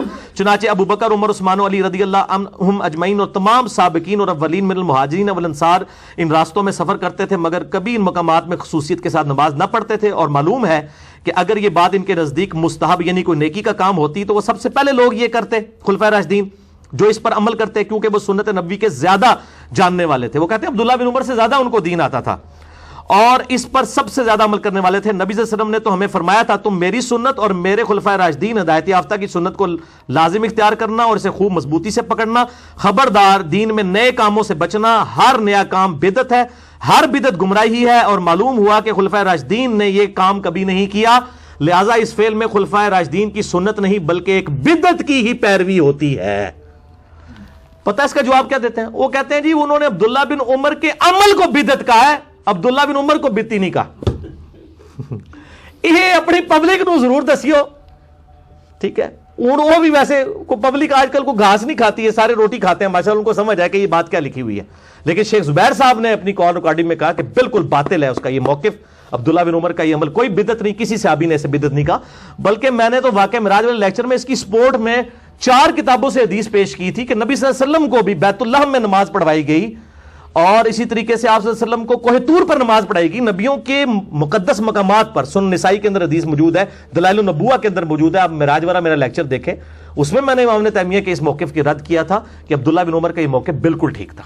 اور اس کے حوالے سے وہ ایک جعلی روایت پیش کرتے ہیں کہ صلح حدیبیہ کا درخت اکھڑوا دیا تھا حضرت عمر فاروق رضی اللہ تعالیٰ نے. بالکل جھوٹی روایت ہے، کوئی نہیں تھا اکھڑوایا. وہ تو صرف حدیث میں اتنا آتا ہے کہ اللہ تعالیٰ نے اس حوالے سے گم کر دیا کہ لوگوں کو وہ درخت یاد نہیں رہا.